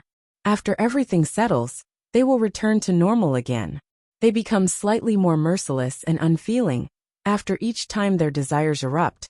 This will continue until their souls are completely twisted. The only example of this that I can recall is the werewolf. They're similar to humans for the most part. and they cannot be distinguished using most beyond their abilities. But during the full moon, the twisted desires in their hearts intensify, and their bodies also change accordingly. Your superior might be a potential mutant. The death of your teammate might have triggered his true nature. These are all my personal guesses. I cannot guarantee that there are no other possibilities, since I haven't gotten all my memories back. Perhaps your theory of this being a precursor to losing control can also explain this. There's no saving him whether he has consumed the vampire potion, or if he's a mutant. Of course, many people have theorized that mutants were originally ordinary human beings, but were put under a strange curse or corrupted by some evil god or devil, and thus transform into a different monster under certain circumstances. Also, I'm not too sure if you can treat him when you notice the warning signs of losing control. I would advise that you report this directly to your superior's superior, and hope that there's still time. Klein looked gravely at the desk after placing the letter down. He slipped into deep thought. He had to admit that the theory of a mutant was a very possible one. But he couldn't eliminate the possibility that it was a warning sign to him losing control. All I can do is wait for Madame Daly's reply. I sent the letter 2 nights ago, so she should have received the letter yesterday morning. If she replied immediately, I should have seen the letter last night or this morning. It's almost noon. Does that messenger not dare to go near Cheney's gate? Or was Madame Daly held up by something? Klein shook his head. He still felt exhausted, and used cogitation to force himself to sleep. In the hazy world, Klein was suddenly jolted to his senses. He knew that he was dreaming. He then saw Dunn Smith in his black windbreaker appear in front of him. Responding in a manner congruent with a normal dream, Klein gave a delayed greeting. "Good morning, Captain." Dunn nodded slightly and said, "Leonard found a clue when he was investigating the Lenivas case. He needs your help. The mystery prior that the Holy Cathedral sent over won't arrive until tomorrow morning, because of a train fault." "All right," Klein replied in a fleeting voice. Dunn thought for a moment before adding, "There's no need for you to return to Zutland Street. Head to 62, House Street directly. Leonard will be there waiting for you. It's been hard on you." The moment he finished his sentence, Klein's dream shattered. Klein instinctively opened his eyes. House Street? Isn't that the area where the Divination Club, my classmate Welch, and the member of the Aurora Order lived? There sure are many incidents lately, one after another, as if they're culminating in something. Klein thought as he got up slowly. He washed up in the bathroom before changing into a white shirt, brown vest, and black windbreaker. He then picked up his hat and went down to the living room. It wasn't 11 yet, and Benson and Melissa hadn't returned home. Klein informed Bella that he was going out, and that she didn't need to prepare lunch for him. He then took a public carriage to House Street, and saw the messy-haired midnight poet, Leonard Mitchell, whose hair exuded beauty, waiting for him in at Building 62. Leonard was still in a thin white shirt despite the chilly September weather. He had paired it with beige pants. He swept his green eyes at Klein. This might be the building rented by Lenivas under a false name. "How did you figure it out?" Klein asked out of curiosity. Leonard pointed to his head. "Since you found a clue from Hood Eugen and suspected that Lenivas was likely connected to that member of the Aurora Order, the cloth merchant Sirius Arapis, I had to change my line of thinking after my normal investigations revealed nothing. I started investigating the Aurora Order. The previous report told me that Sirius had interactions with many of the residents on House Street, so I searched every one of them, and found a problem with this one." "What problem?" Klein asked. Leonard raised his brows. "An obvious problem. The guest here appears very rarely. He claimed to be going to the southern continent to do business after Hannes Vincent's death, and never returned. His records are very realistic, and the police didn't discover anything. This could only be a coincidence." Klein creased his brows. "Of course a coincidence. But when I showed the residents around here Lenivas's picture, an old man felt that he looked similar to the resident at number 62, other than his different glasses." Leonard took out a black and white photograph from his pocket. "Why didn't you say so earlier?" Klein lampooned inwardly. He entered 62, House Street with Leonard, and at Leonard's request, He started to divine if there were any hidden compartments or secret chambers. The result was yes. The secret chamber or hidden compartment in this building. Klein wrote down another divination statement. He took a seat on the sofa and closed his eyes as he recited the statement. 7 times later he entered a dream. His vision was blurry. In the blurry world, Klein saw a wooden bookshelf. He saw rows upon rows of books. He saw that one of the books had been taken away. He saw the wooden surface beside the book open, revealing a hidden compartment. The scene quickly disappeared as Klein opened his eyes and told Leonard. In the study, Klein wound the topaz pendulum around his wrist and followed Leonard into the study. He saw the wooden bookshelf he had seen in his dream. Pull out that book. The place it's covering has a hidden compartment. Klein pointed at the book nearest to the sides. So it's here. I couldn't find anything when I searched the place, and I had no choice but to return to Zitland Street to request for help. Leonard grumbled as he walked over. He pulled out the book Klein had pointed out. After searching the area, he finally found the mechanism to open the hidden compartment. A letter lay silently in the hidden compartment. A letter? Lenevis hid a letter here? Klein found it extremely strange. After he divined to see if there was anything dangerous within the letter, and received a negative answer, Leonard picked up the letter and opened the unmarked envelope. Leonard pulled out the letter within and unfolded it. Klein leaned forward to get a look of its contents. All he saw were the first few paragraphs of the letter. Ha ha ha, congratulations. Congratulations on finally finding this letter. This means that you're not too stupid nor too slow. You qualify to take part in this game of life and death that I've designed. Child laborers that die before their time. Factory workers who seldom live past 10 years after entering the factory because of their working conditions. Female workers who risk severe illnesses for a meager salary. I see boundless resentment surrounding every factory, turning the surroundings oppressive and gloomy. This is the worst of times, and also the best of times. Our game shall take place under such a setting. Fools, prepare yourselves. I'm going to issue you a hint. Chapter 204. Visitor Klein and Leonard lifted their gaze from the letter and exchanged glances. They muttered, he's crazy, right? Lenevis is secretly a lunatic? A lunatic who truly has a delusional disorder and an antisocial personality. Klein thought and felt a tug at his heartstrings. He quickly redirected his gaze to the letter.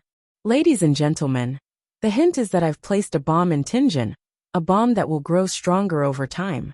Seek it and finish it before it explodes. If you lose the game, there will be a boom, and the entire city of Tingen will be reduced to a ruin. Trust me, I'm not lying at all about this. Lenevis, who enjoys giving his friends pleasant surprises. A bomb. Klein looked at Leonard and muttered to himself, perplexed. Leonard held the letter up to the sunlight and looked as he flipped it around. He didn't find any other clues. The term bomb is probably an expression. I've never heard of a bomb that can grow stronger. Klein creased his eyebrows and said thoughtfully, No, I mean he might be using bomb to reference something in mysticism, such as an evil ritual that continuously accumulates power. Leonard cocked his head, as though he was listening to something when suddenly, his facial expression grew solemn.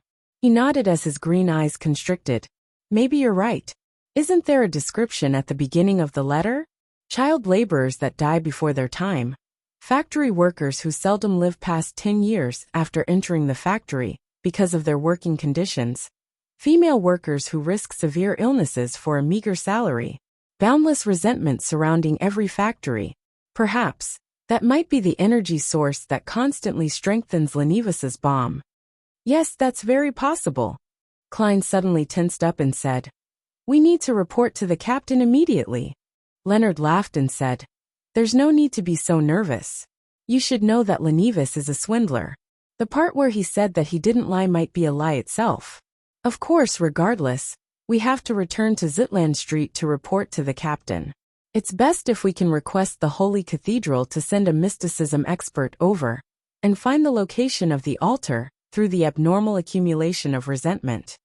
Someone is apparently very familiar with protocol. But why would the setup of such an altar need Eugen's help? What role does a psychiatrist play in this? Klein didn't object to the idea. He left 62 House Street with Leonard and rushed back to Zitland Street on a hired carriage. Just as they entered the Blackthorn Security Company's door, Klein saw two familiar faces, one voluptuous and one scrawny. They were Maynard's wife and sister. They were still in black dresses and black hats. The fine checkered black gauze concealed their faces. The two ladies were chatting with Roseanne, and when they suddenly saw Klein's return, they turned around and walked forward. "You really are the cream of the crop in this industry." Mrs. Maynard nodded slightly and said in a low voice, "I'm very pleased with the outcome, and am also impressed with your work approach. Here's the reward that you deserve." The scrawny woman passed a light brown paper bag to Klein.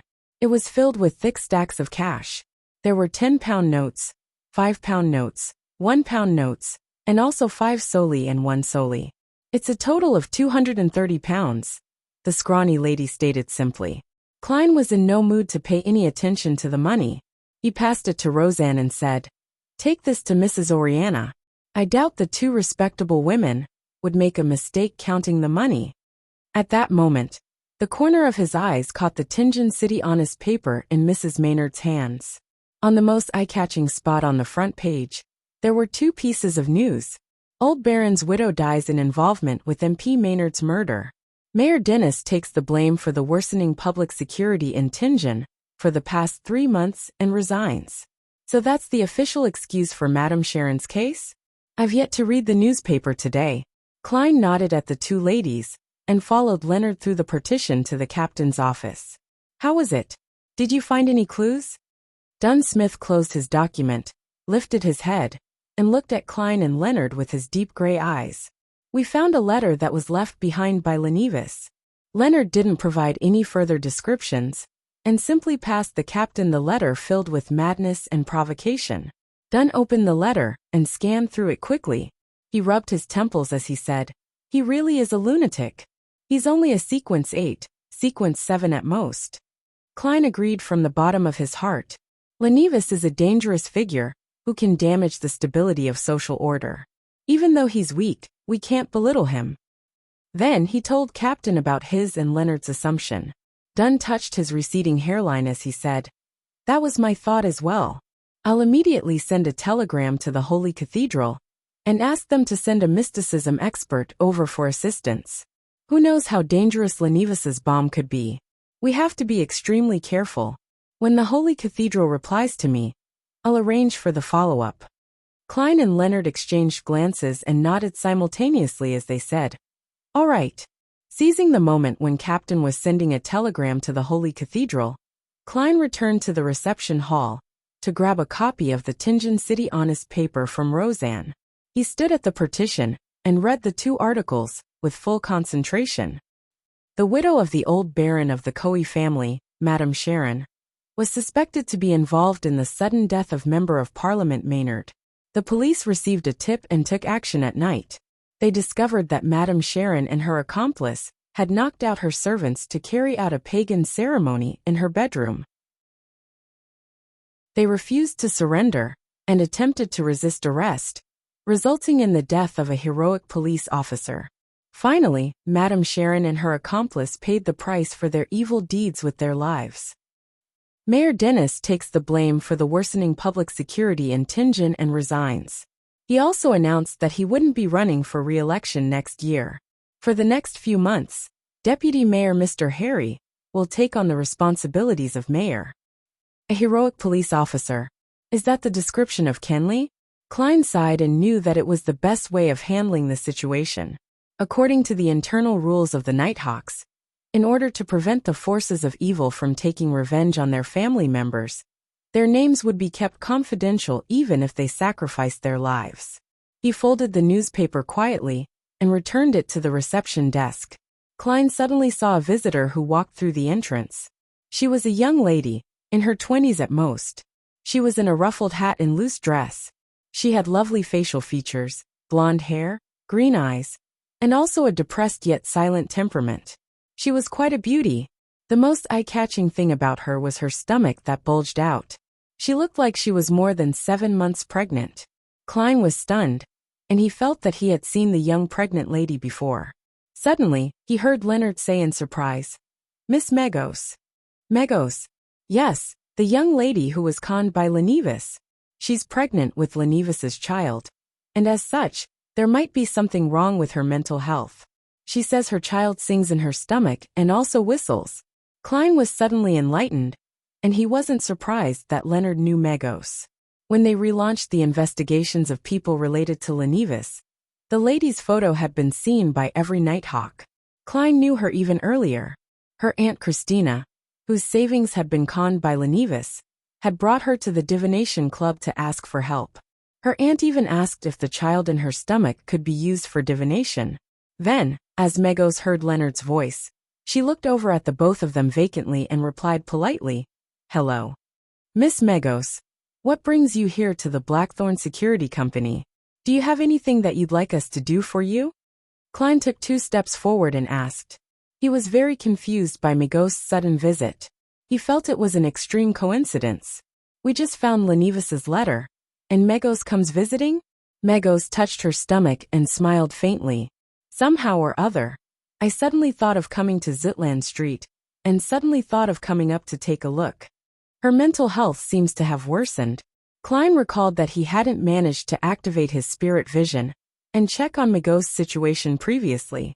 Hence, he lifted his teeth and was about to tap his left molars. Just then, a series of thoughts screamed through his head in increasing intensity. Don't look. Don't look. Don't look. You'll die. You'll die if you look. You'll die if you look. Klein stood rooted on the spot like a statue as his forehead was covered in cold sweat. It was like having a deep and heavy nightmare that he nearly couldn't wake up from. Suddenly he understood something. He had failed to activate his spirit vision the last time, because his spirituality had noticed an unimaginable danger. It slowed him down subconsciously, so he missed the opportunity and forgot the follow-up.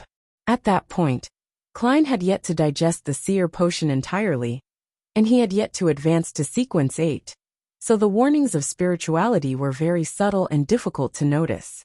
But now, Klein's spiritual foresight was so clear and obvious. After nearly 20 seconds, Klein finally shook off his paralysis. He looked sideways at Leonard and realized that the midnight poet was also covered in cold sweat, and his eyes were filled with horror. Suddenly, Klein understood what the bomb Lenivas was referring to. It's the baby in Megos' stomach. It's the baby that he left behind. Klein suddenly associated the description in the letter with Hood Eugen's answers. And he suddenly remembered something that he read in Emperor Rosel's diary. I started the Industrial Revolution with my own hands and personally ushered in the age of steam and machinery. But this will only become the hotbed for the descent of an evil god upon this world. Klein's pupils constricted as he thought of a possibility that he instinctually refused to admit. No, that's not right. The baby in Megos' stomach can't be the son of some evil god, or an evil god waiting to descend upon the world. No, why would Hood Eugen do such a silly thing? Although his psychiatrist's power can help Lenivas fool Megos, and use her as a spawning vessel in her semi-unconscious state. No, the resentment of child laborers that die before their time, and the factory workers and female workers, who live less than 10 years aren't helping the son of an evil god to grow rapidly. No, why you may not look directly at God. Chapter 205. Urgent arrangement. Klein instinctively reached for his pockets. He held the flaring sun charm in one hand, and Azek's copper whistle in the other. He acutely noticed that the cold, gentle beyonder feedback of the latter had vanished, as if it was being suppressed by an invisible power. However, the former was still warm and comforting. Making use of this comforting feeling, Klein entered a half-cogitation state. He blocked out his feelings of worry, and didn't leave anything to chance. He turned and shot a look at Leonard Mitchell, then tipped his chin toward Megos. He then controlled his expression with his clown abilities and smiled at Megos. Do you want coffee, black tea, or nothing at all? Megos stroked her stomach, as if she was listening to something. A cup of warm water. I suddenly thought of chatting with you guys about Lenivas. I have the feeling that you know a lot. Who told you that? Leonard was no longer the frivolous guy that he usually was. His smile had turned rather stiff. Megos suddenly giggled. My child told me. He knows a lot. He's very smart. Klein fought back the urge to curse. He turned to the partition and signaled to Leonard to keep Megos calm. Leonard forced a smile and pointed toward the sofa. That's exactly what I'd like to talk about. We want to have a chat with you about Lenivas. Behind the receptionist's desk, Roseanne looked on in confusion. She suddenly realized that she didn't need to do anything.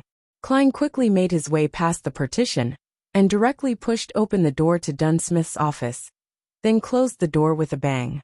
He saw Dunn looking shocked before turning serious and saying in a heavy voice, "Captain, something serious has happened. I know what Lenivas meant by bomb." Dunn stood up and pointed outside. Megos. He had obviously heard Leonard's shocked exclamation, but he was unable to see the looks of fear and cold sweat on his teammates' faces. Klein nodded and explained quickly, "I tried to activate my spirit vision to observe Megos to ascertain her mental condition, but my spirituality stopped me from making the attempt. It kept warning me not to look, that I would die if I did so. This made me recall a saying, 'You may not look directly at God.' Even if the fetus in Megos' stomach isn't an evil god attempting to descend upon this world, or the spawn of an evil god, it's definitely a legendary creature. Captain." Connecting this to the Black Altar and Hood Eugen's memories, to his psychiatrist abilities, to the tragic world as described in Lenivas's letter, I think that my guess is quite close to the truth. Lenivas obtained a ritualistic magic linked to the true creator from an Aurora Order member. With Hood Eugen's help, he turned Megos into a vessel to gestate a certain power. Then, this power will make use of the resentment, oppression and gloominess surrounding the factories to quickly grow until maturity. In other words, the ritual itself needs this resentment, oppression and gloominess in order to succeed. Dunn considered Klein's words seriously for nearly 20 seconds before nodding with a solemn expression. "I'll ask for assistance from the Holy Cathedral immediately. Let's hope that the baby in Megos' stomach can still wait. Of course, we can't just sit back and do nothing. Tell Leonard to keep Megos calm, and keep her company. Notify Mrs. Oriana, Roseanne, and the rest. Get all the non-combatants to evacuate. I'll head to the back of Cheney's gate after I send the telegram. We have to prepare for the worst, which is if Megos' baby is born before the arrival of reinforcements from the Holy Cathedral. As captain of the Tinjin Nighthawks, I have the authority to use Saint Selena's ashes during emergencies." Saint Selena's ashes, the ashes of a high-sequence beyonder, the core seals within Cheney's gate. Klein's worries eased a little. He quickly thought of other things. "Captain, we can also ask for reinforcements from the mandated Punishers and the Machinery Hive Mind. They should have similar holy items." Klein suddenly had a stroke of inspiration as he muttered to himself. Lenivas's case was originally under the purview of the mandated Punishers.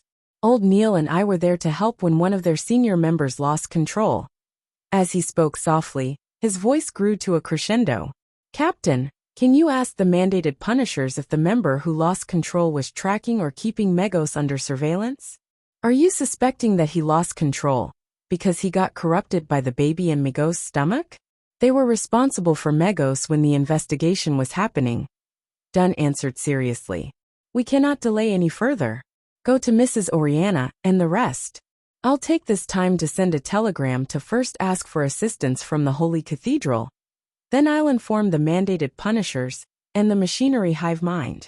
Yes, I'll also have to send a telegram to the police department and see if they can come up with an excuse to evacuate the citizens nearby." All right. Klein had taken a few steps out of the room when he suddenly recalled something. He thought about the coincidence of Megos' sudden visit. The image of the building with the red chimney appeared in his mind. He turned around quickly and said to Dunn, "Captain, one more thing. Do you remember the coincidences I told you about?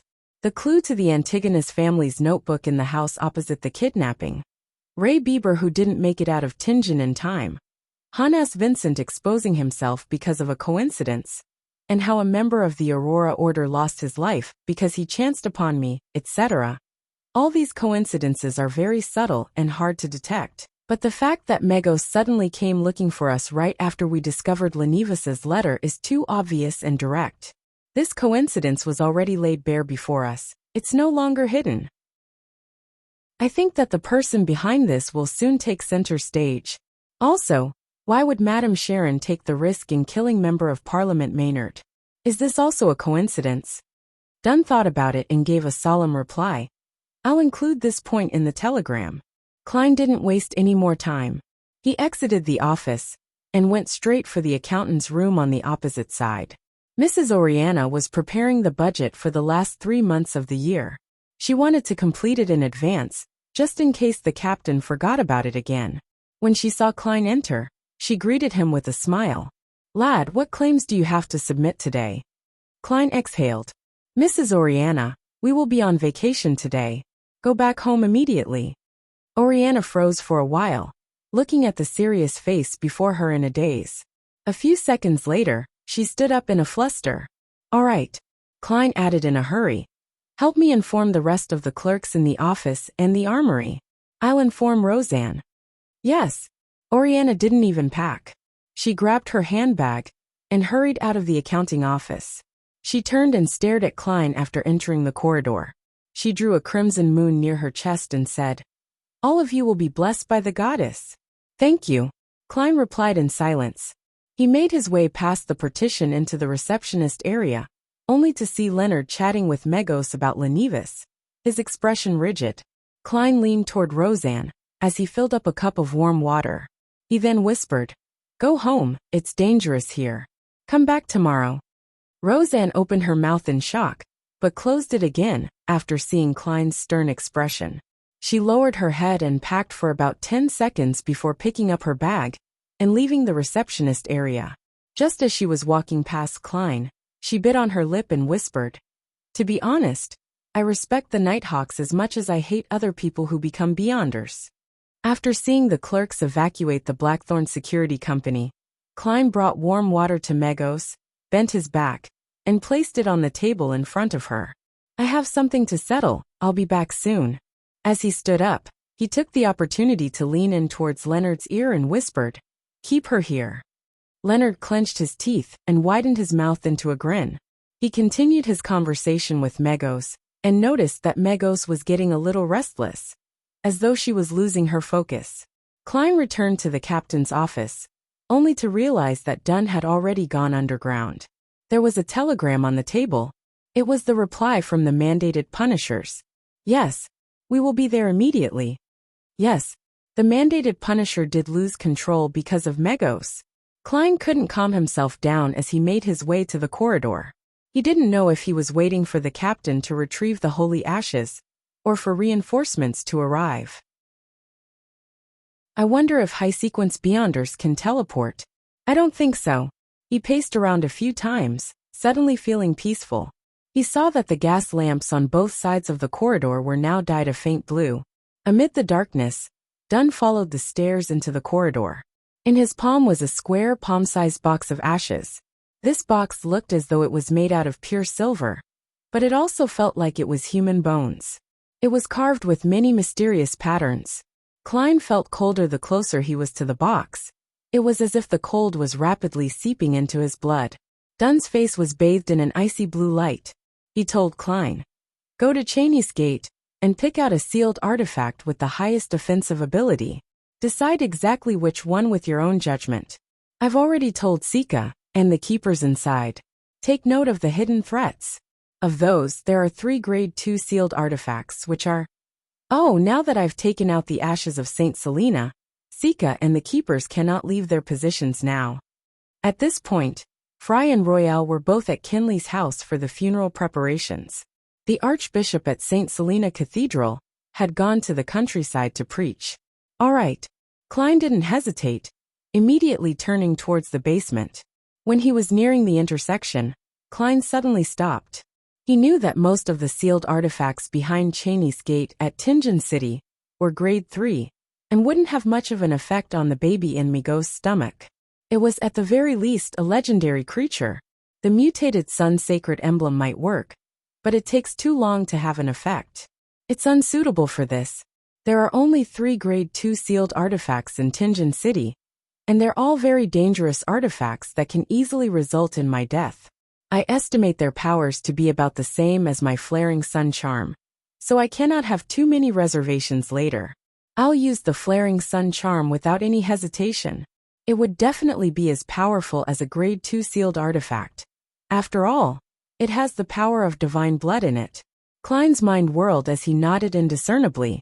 He felt for the flaring sun charm and Azek's copper whistle in his pocket, but he was surprised to find that the sensation of the latter was back. Regardless of whether it was useful or not, Klein took out a pen and paper set that was used for divination and wrote a short message. The person who made my fate disharmonious and stole the skull of your child has appeared. He has arranged for Megos to enter the Blackthorn Security Company at 36 Zutland Street. It's highly likely that Megos is harboring the son of an evil god. The situation is very urgent. He put away his pen and folded the piece of paper. Klein took out the copper whistle at the intersection and blew, then watched the giant skeleton messenger appear before him. Chapter 206. Grade 2 sealed artifacts in the corridor within the deep and serene basement. The nearly 4-meter-tall bone messenger disappeared before Klein's eyes after taking the letter. When all that was left of the surroundings were the classic gas lamps embedded in the walls, he put away Azek's copper whistle and walked towards Cheney's gate. As he was writing the letter, he had already decided on which sealed artifact to pick. Firstly, it would be almost impossible for the grade 3 sealed artifacts to have any effect on the baby in Megos' stomach, unless it was an item like the mutated sun sacred emblem, which had hidden powers. But at that very moment, in such a situation, Klein wasn't in the mood to explore or research a secret that might or might not exist. Plus, most sealed artifacts would carry a certain level of danger for the user. So Klein eliminated the grade 3 sealed artifacts that would weaken the user without affecting the enemy.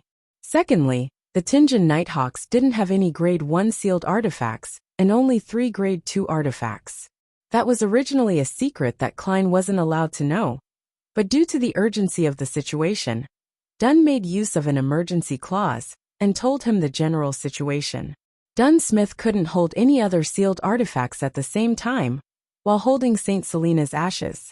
And behind the Tinjin City's Cheney's gate, there were 3 grade 2 sealed artifacts, 2-030, 2-078, and 2-105.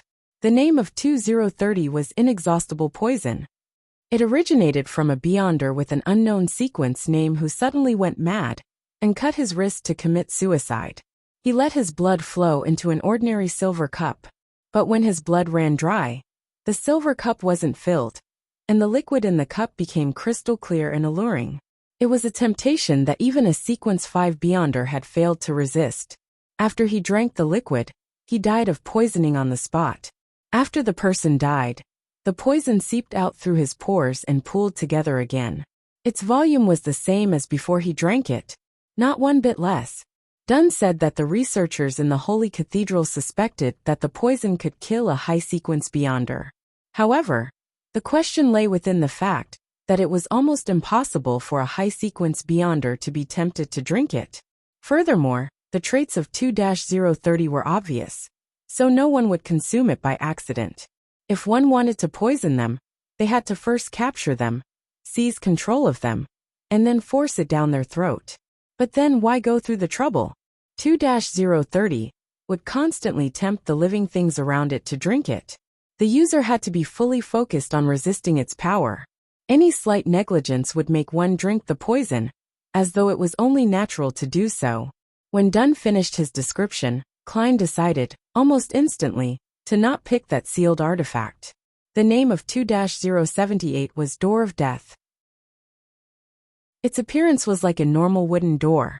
Any living thing that passed through it would die instantly.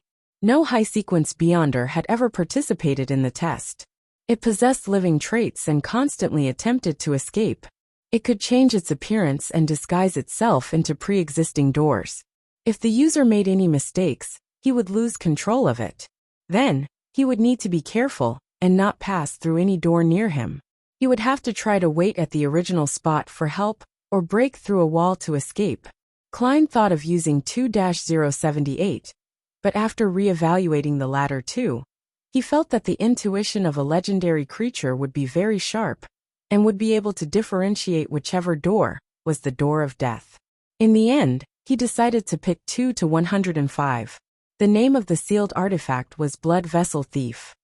It looked like a thick, stiffened blood vessel. Anyone who touched it, regardless of whether they were protected or not, would have their life stolen. In the beginning, it wouldn't be obvious. But if one didn't break contact with it, the effects would be visible half an hour later. Dunn said that a Sequence 5 heretic held onto it for 2 hours. He turned from a brawny man in his 30s into a hunched old man who had loose skin, thin white hair, and missing teeth. The most important trait of 2 to 105 was that the person wearing it would have the chance to steal an ability from a target within a specific range. Even high sequence beyonders could be robbed of their abilities, but the probability was smaller. Within a 10-minute time period, the person who was robbed would lose the corresponding ability, while the person who wore the item would be able to use the ability skillfully. 10 minutes later, the ability would vanish, and the person who was robbed would need to wait a couple of days to recover. Regardless of whether it works or not, it will at least raise the probability of success from 5% to 10%. I'm the king of yellow and black who wields good luck, after all. Besides, our main goal is just to take precautions and make preparations to deal with the worst-case scenario. We won't necessarily have to take action. Hopefully reinforcements will arrive soon. Klein stopped outside the duty room, showing no signs of hesitation anymore. About the negative effects of sealed artifact 2 to 105, he wasn't worried because he wasn't planning to use the artifact himself. His plan was to give it to Leonard, as he already had the flaring sun charm and Azek's copper whistle, who he had no idea if it would still be suppressed. My dear poet, it's time for you to show your true secret. Klein muttered and saw Sikatron standing by the duty room, with her white hair and black eyes. The part-time author remained silent for a few seconds before saying, "Why don't you guard Cheney's gate? I'm stronger and more experienced than you." "But you don't have flaring sun charms." Klein replied with a smile. "Madam, I'm already a Sequence 8. It wouldn't be safe here either. There are many sealed artifacts that possess living traits that are itching to take action. Well, if we fail, the people here will definitely not survive. Haha. Our goal upstairs is to buy time and wait for reinforcements. It might be safer than being around Cheney's gate." Sikatron puckered her lips slowly and drew a crimson moon on her chest. "May the goddess bless all of you." As Dunn didn't have the time to write the document in time, Klein couldn't enter Cheney's gate directly. All he did was watch Sikatron push open a tiny crack and enter. After a few minutes, she appeared by the door, and she was holding a thick, blood-tainted, pale blood vessel in her left hand. Klein extended his hand to take it, and he immediately felt a faint current surging in his body. In the reception hall of the Blackthorn Security Company, Leonard had already shaken off his stiff state from earlier, and his expression didn't look abnormal, as he talked about the recently discovered house that Lenivus rented before. "Is that so? He never told me about it before," Megos replied normally, creasing her eyebrows slightly. Then, she grabbed her blonde hair, pulled out a handful, and casually threw it into the trash can by the side. Leonard was dumbfounded. He gulped with difficulty, and his palms were full of cold sweat once again.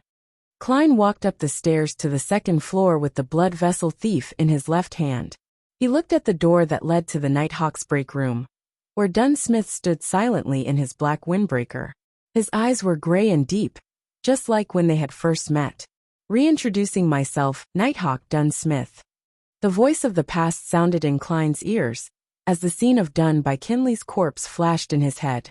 There was blood all over his mouth. He suddenly fell silent and walked over. He lifted his left hand and said, "Captain, I picked sealed artifact 2 to 105. I plan on letting Leonard use it." Dunn nodded slightly. He didn't ask why but turned and pointed at his office as he spoke. "The Holy Cathedral sent a telegram.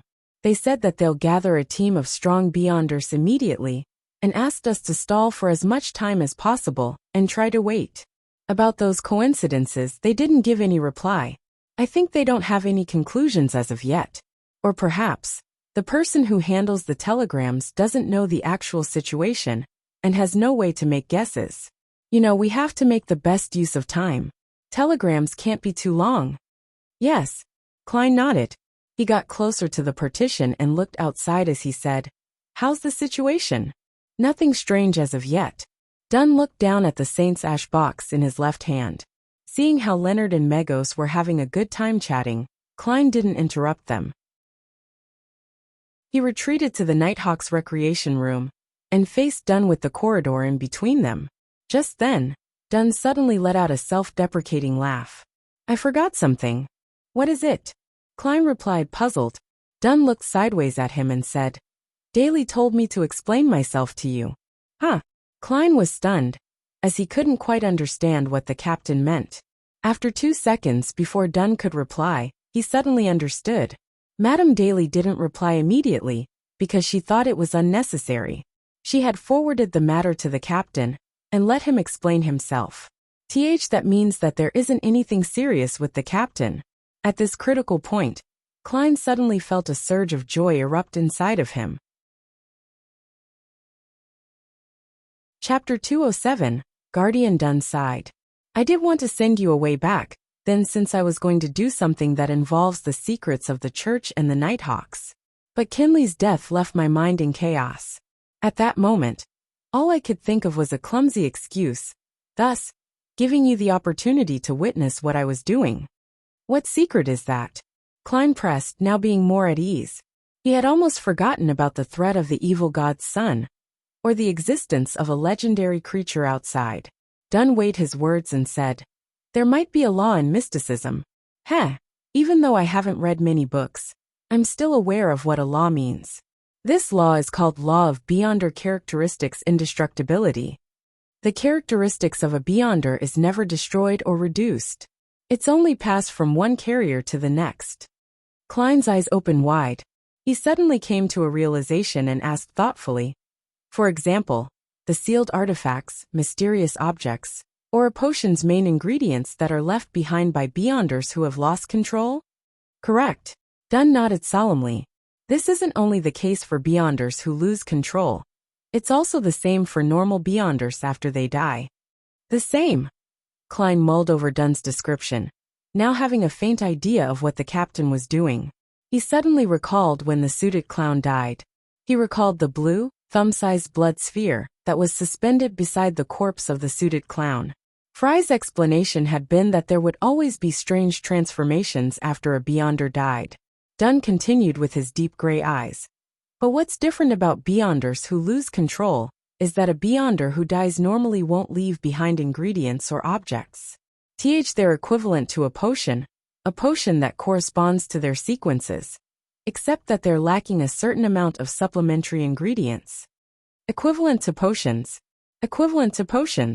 Klein squinted as a flash of inspiration went through his mind.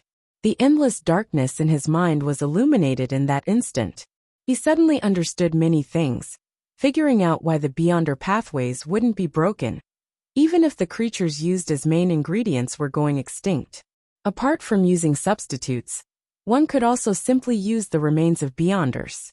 That should also be the reason why they only handed out complete potions at the higher sequences. Another reason is to prevent the formula from being revealed to people adept at divination or mediumship rituals. Many guesses went through Klein's mind. Dunn looked at the recreation room and explained in a deep voice, "A few years ago. Well, I can't exactly remember just exactly how many years it was, but I wasn't the captain of the Nighthawks back then. I unexpectedly realized this problem, and after interacting with Daly, who had just become a Beyonder, I immediately sent a report to the Holy Cathedral. The Holy Cathedral told me to keep it a secret, and gave me 2 choices. That's also the reason why it's me, and not Daly, who's explaining this to you. Whoever exposes this is responsible for it. The first choice was to pretend to know nothing, just like a large number of Nighthawk captains and deacons, and allow the Holy Cathedral to continue dealing with the remains of Beyonders, who died through normal means. The second was for them to give me a unique, simple ritual and the corresponding techniques. It would allow me to temporarily consume the items produced by the unique characteristics within a limited period of time. Well, this is only suitable for sequences of the same pathway at my level or lower. This would augment my Beyonder characteristics, and I would also become more powerful. In terms of abilities regarding dreams, my powers now are not too different from a sequence SXS. That's also the reason why I dared to deal with Madame Sharon. So that's why. To think that something like this exists, Klein slowly exhaled. He finally understood why he couldn't come up with a logical explanation despite his best efforts. That was because he didn't have all the relevant information and was unable to fill in the blanks. Yes, this does match the law of Beyonder characteristics indestructibility. Would consuming these characteristics cause a qualitative change in the captain by constantly accumulating them? Klein allowed his mind to wander. After glancing at him, Dunn let out a bitter smile. I chose the second option, but not because I wanted to become more powerful. If I wanted to become more powerful, quickly digesting a potion and receiving an advancement is the best and most direct way. Yes, Klein agreed sincerely. Consolidating the characteristics of the potions of the same sequence will increase the risk of losing control at the same time as it improves your abilities, right? Dunn shook his head solemnly. No, these are the remains of normal Beyonders and not Beyonders who have lost control. Well, after I came to know of the acting method, I realized that it would increase the difficulty of digesting the potion. Then why do you still continue? Klein asked in shock. Dunn placed his hand into his pocket, intending to take out his pipe, only to find that he had left it in his office. He shook his head and let out a self-deprecating smile. I just said that becoming more powerful isn't the reason why I consume their remains. Having said that, he paused, his eyes wandering to the blue flicker of the gas lamp opposite where he was standing. They were all my partners. We've gone through many things together. We've dealt with monsters in the darkness and insane heretics together. Some of them have saved me, and I've saved quite a number of them. We walked together in the silent night. We fought together in battles that aren't visible to the general public. We faced danger together. We had each other's backs. I really can't bear to part with them. I remember the lad hit. He broke into tears the first time we went on a dangerous mission. I remember Adelaide. He was Roseanne's father. He once blocked an evil curse for me with his arm. I remember the lady, Dwayne, and her warm temperament which was like the dawn. She would always silently record the things we encountered. I remember Kinley being someone who knew how to do many things like play the 7-string guitar, sing, tell stories. Even though he wasn't tall, he was more like a poet than Leonard. I missed them very much. I hope to continue fighting with them, to continue dealing with the monsters in the darkness, to deal with the crazy heretics, to protect Tinjin City with them. Thus I chose to consume their remains. Dunn's gray eyes seemed to flicker. His reliable and dependable persona broke down considerably at that moment. His lips arched upward slightly as he continued. They're still with me in my dreams. Adelaide loves to read, and he often reads at the solarium. He often tells me to discipline Roseanne and get her to mature faster, to the point that Roseanne complains about me becoming more and more like her father, and has become scared of me. Hit is a person who cannot sit still, and has to hunt in the forest every day. Dwayne always stands by the window of her bedroom and watches us chat. Kinley, who recently joined, created his own 7-string guitar and sings while strumming it. I really miss them. Captain, Klein subconsciously muttered. His eyes became blurred and watery. He couldn't help but rub his eyes and curse in his heart. Fuck. Captain, you're making me cry. But I finally understand the reason for the captain's slow progress despite using the acting method. Klein let out a silent sigh. Unfortunately, old Neil died after losing control. Otherwise, he would have brought along much joy to us. Dunn retracted his gaze. He lowered his head and massaged the bridge of his nose. A few seconds later, he lifted his head and let out a bitter smile. This is a selfish decision. I don't know what the true wishes of Adelaide, Kinley, and the rest were, and thus, selfishly made a decision for them. I truly am a selfish person. No, Klein shook his head. On the sofa in the receptionist area, Leonard watched Megos pull out clumps of her hair, as his expression became more and more rigid. Megos seemed increasingly restless, as she constantly picked up the glass for a mouthful of water. She looked at Leonard with a contorted expression. I don't know why, but I suddenly feel a little unwell. Leonard Mitchell was about to reply, when he suddenly saw Megos reach for her face. She clawed out a piece of flesh, a long piece of flesh, a piece of flesh stained with blood. My face is a little itchy. Megos smiled a little embarrassed. The edge of her lips spread to where her cheekbones were, revealing a row of white teeth and bright red gums. Fuck. Leonard cursed out silently. He felt that the situation was worsening way too quickly. His lips quivering, Leonard turned to listen, as his expression immediately turned steely green. He forced a smile and apologized to Megos, who was clawing out pieces of her flesh. I need to use the bathroom. All right. Megos' tone became ethereal. She rubbed her belly and said, My child is a little restless. Leonard didn't reply. He hastened his footsteps and approached the partition. After entering the corridor, Leonard stared deeply at the box of ash in Dunsmith's hands and exhaled in exasperation. Following that, his expression turned firm. Captain, I'm afraid that it's too late. We have to deal with Megos and her baby immediately. Otherwise, the whole of Tingen will suffer terrible losses. This isn't something that can be avoided just by evacuating the citizens around us. I know that you've already sent such a telegram. Dunn knitted his eyebrows and asked, unusually stern, Are you sure that the situation has worsened to such an extent? Yes. In no more than 3 minutes, Megos will undergo a mutation, and her child will descend upon us, Leonard said with a certain tone. At the same time, he glanced at the thick, large blood vessel wrapped around Klein's hand and said, Sealed artifact 2 to 105? Let me use it. I can better utilize its abilities. All right. Klein didn't hesitate to hand the blood vessel thief over to Leonard. That was something he intended to do so from the beginning. At that moment, Dunn tugged at his collar and patted down his windbreaker. He spoke with a determined tone. I'll head out with St. Selena's ashes first. Come out after 10 seconds. Remember, come out only after you finish counting to 10. Then, regardless of my condition, direct your strongest attacks at Megos and her baby without wasting any time.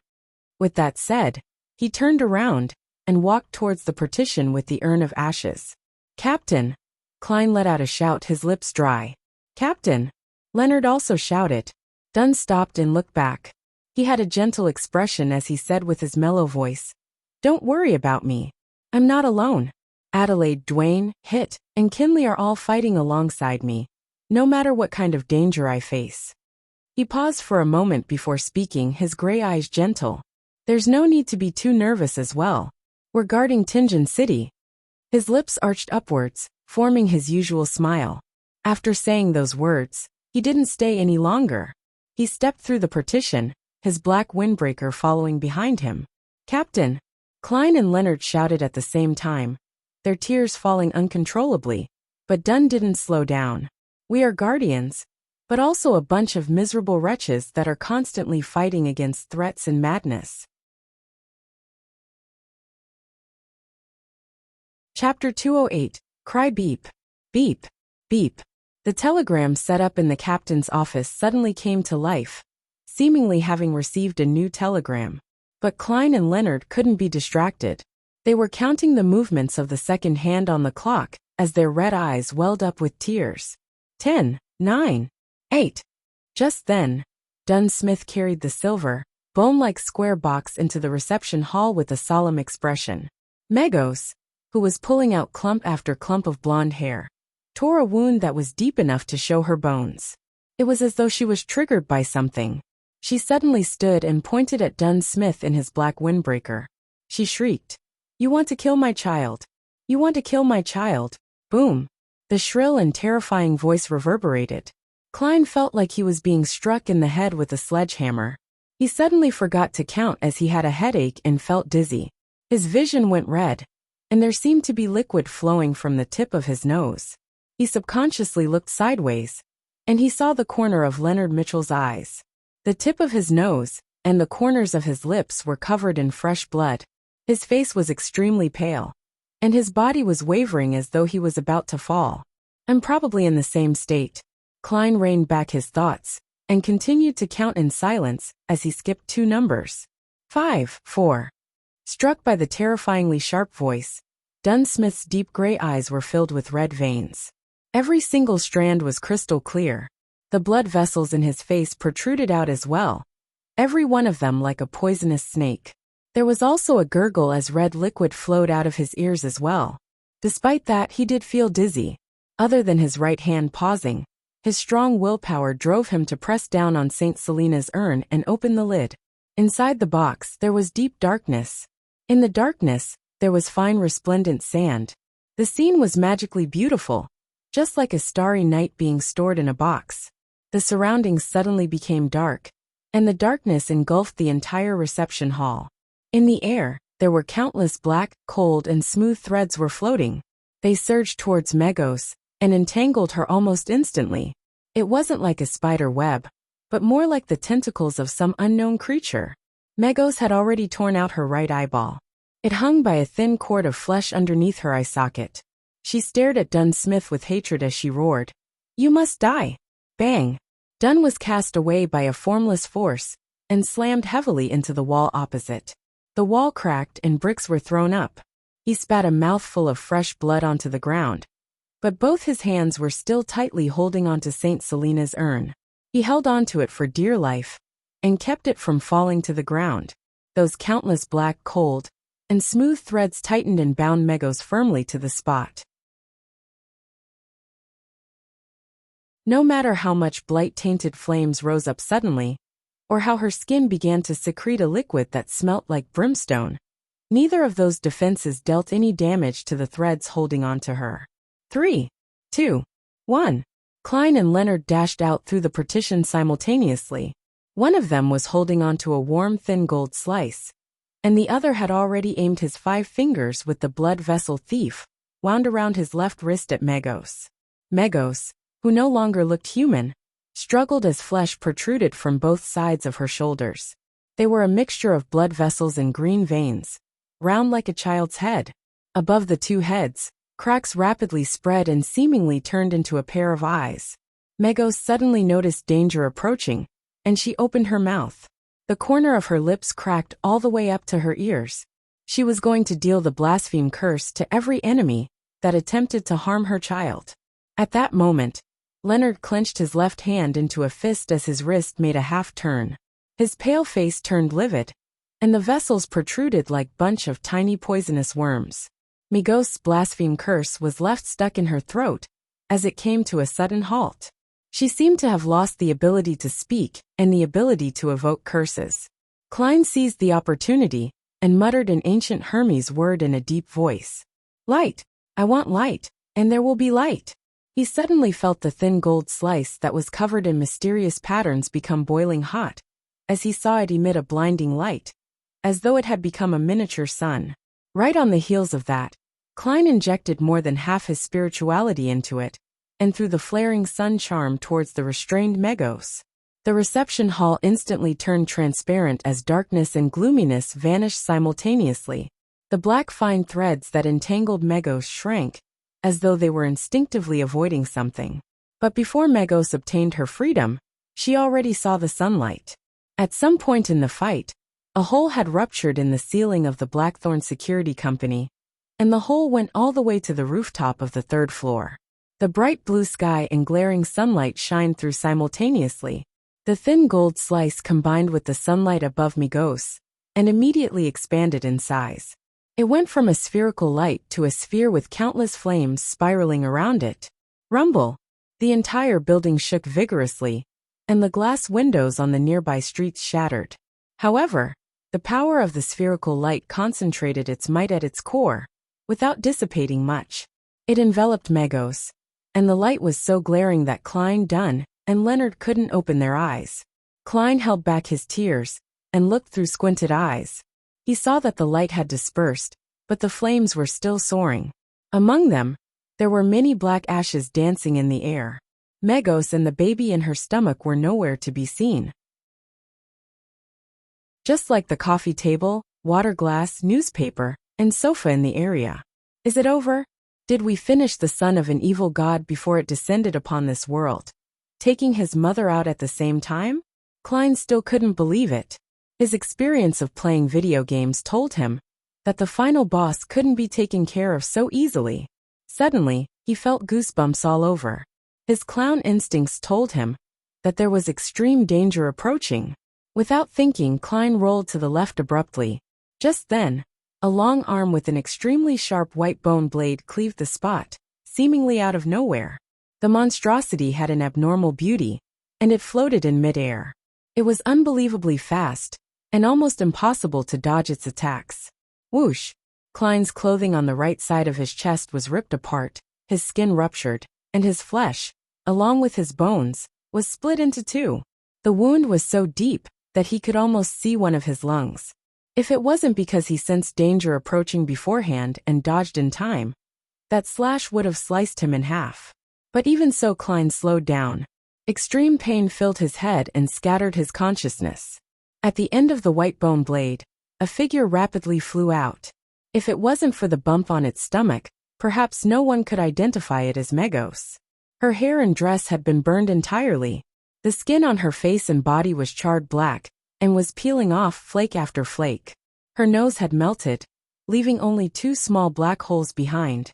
Her eyeballs were nowhere to be seen, and there were faint white flames dancing in the empty sockets. The 2 heads that had popped up from both sides of Migos' shoulders had been burned away. Her left arm had become the white bone blade that she was holding. It looked demonic, yet holy. Creak! As the ground shook, Megos ignored Dunn and Leonard, as well as the black, cold, and smooth fine threads that were hurtling towards her again. She phased over to Klein, who had come to a stop after rolling away. She aimed the white bone blade at Klein's neck, and was about to slash down. Suddenly, she heard a voice that contained a rich, blasphemous tone. Submit! Leonard lifted his left hand, and aimed his palm at Megos.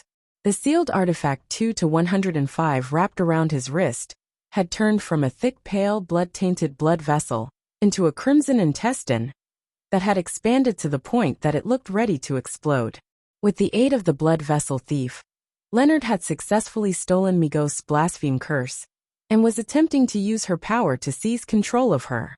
Only an ability at her level was effective. Under the influence of the blaspheme curse, Megos bent her waist, and her knees were constantly trembling. Her motions came to a halt as the surrounding black threads surrounded her, as though they had found a delicious prey. Klein also took the opportunity to roll in the opposite direction, leaving a trail of fresh crimson blood behind him. However, he got some reprieve from his extreme pain, and reached his hand into his pocket. He took out the last flaring sun charm. He took the opportunity when Megos was stationary to finish her off, once and for all. If she were to hold out until the baby was born, the outcome would be beyond their imagination. Boom! Migos' head exploded on its own. Her charred skin and flesh flew in all directions.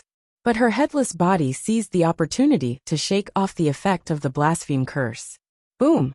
Migos' charred body transformed into a projectile that shot towards Leonard. Since the blaspheme curse had been forcefully disrupted, Leonard was temporarily frozen on the spot. At that moment, Dunn Smith was still holding onto St. Selena's urn tightly. His face was abnormally pale, and the black, cold threads that were created was still short of surrounding Megos. Creak! Megos slammed into Leonard, throwing him to the wall. The wall collapsed from the impact. Leonard's bones cracked, and there was blood spewing out from his mouth incessantly. Without even having the urge to struggle, he fainted instantly. Megos raised her white bone blade, but the countless black threads that emanated from St. Selena's urn enveloped her again, and was about to bind her to the ground. Without the luxury of time to mind his injuries, Klein quickly took out the thin charm. Just as he was going to recite the ancient Hermes incantation, something suddenly sounded in the deep, dark, yet quiet room. Wah! It was the cry of a baby. Chapter 209, Light Wah. The baby in Migos' stomach cried. It squirmed, wanting to come into this world in a bid to help its mother escape from her predicament. The black, cold, and smooth threads appeared to suffer a shock, as they seemed to be suppressed by an invisible power, which led to their retreat backward. Wah! Dunn and Klein became dizzy at the same time. They felt their throats contract involuntarily, as their contracting air passages instantly stifled them. Crimson liquid flowed from their nostrils, their eyes, and their ears. All of their capillaries seemed to have ruptured. If it wasn't for the fact that Klein had undergone the torture of hearing the mutterings and ravings every time he headed to the world above the gray fog, as well as Dunn holding on to the ashes of Saint Selena, they definitely would have fainted on the spot, just like Leonard Mitchell. Migos' headless body turned over and looked at Klein, who saw her charred skin and flesh peeling to the ground, and the holy, yet evil white bone blade. Having escaped its influence thanks to his rich experience, Klein immediately felt his scalp tingle and forgot about the pain in his right chest. He seemed to witness his enemy charge towards him maniacally, not giving him any time to recite the incantation, infuse spirituality, and throw out the flaring sun charm. Just as he was about to dodge the attack, Klein saw Migos suddenly pause. He saw Dunn Smith's black windbreaker fluttering, and the captain diagonally across him had buried his head. There were multiple thick twitching objects on his back, as if they were venomous snakes or tentacles, or monsters. Dunn was using his abilities as a nightmare to forcefully impede Migos' movements. Bam! Bam! Bam!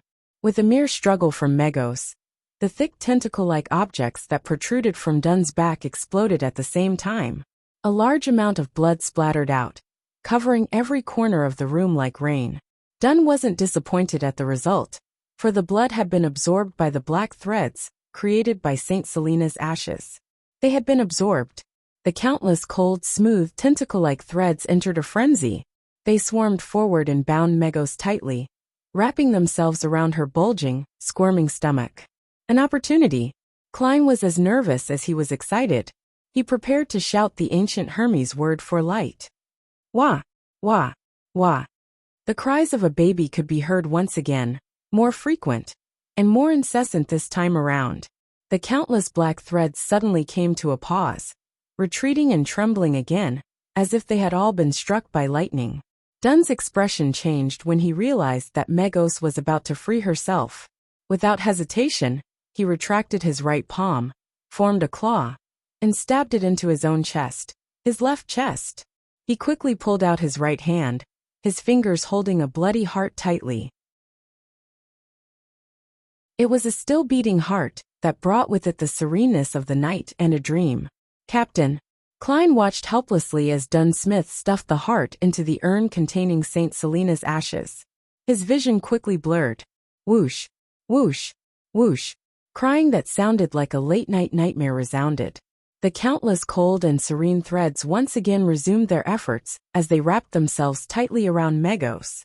This time, they didn't loosen their bindings despite the cries coming from the baby in Migos' stomach. In fact, they even sealed the terrifying sounds within the body. Klein's tears fell together with his blood. He uttered a simple Hermes term in a deep voice. Light! The light that illuminates the darkness. The light that brings warmth. He infused almost all of his remaining spirituality into the thin gold piece, etched with mysterious symbols, causing his mind to immediately turn blank and dizzy. Having mustered the last of his strength, Klein tossed out the flaring sun charm at Migos, who was still bound by the countless black threads. The black threads didn't retract this time, having not followed their instincts, as if they were being willed by someone. Thump! Thump! Dunn's fresh heart was still beating within the box containing Saint Selena's ashes. The sunlight once again shone in from the hole in the ceiling, shining through all 3 stories, right into the Blackthorn Security Company, as if it were a corporeal pillar. It was guided here by the flaring sun charm, and it was focused on Migos. The sunlight fused with the top of the headless monster, and then exploded like the sun. Rumble! In the burning white splendor, Klein closed his eyes. This last scene was etched deep into his mind. Migos' body lost its left arm, head, and multiple pieces of flesh. Its charred body crumbled instantly. The half-illusory, terrifying creature within her body no longer had the support of a physical body and couldn't complete the last stage of its transformation.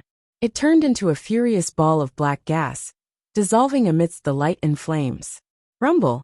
The entire building shook violently, But this was only due to the released energy of the flaring sun charm.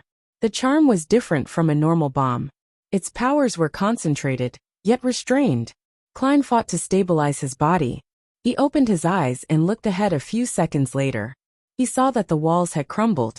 He saw a charred circle where Megos once stood.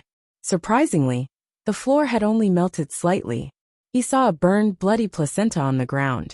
He saw Dunn Smith standing on the spot, still wearing his black windbreaker. He saw the heart in the box of St. Selena's ashes still beating slowly. He saw Leonard Mitchell lying on the opposite side. His outcome was unknown. The exhausted Klein felt elated, and felt that he could still use ritualistic magic to save the captain. He felt that Megos and her baby were truly finished.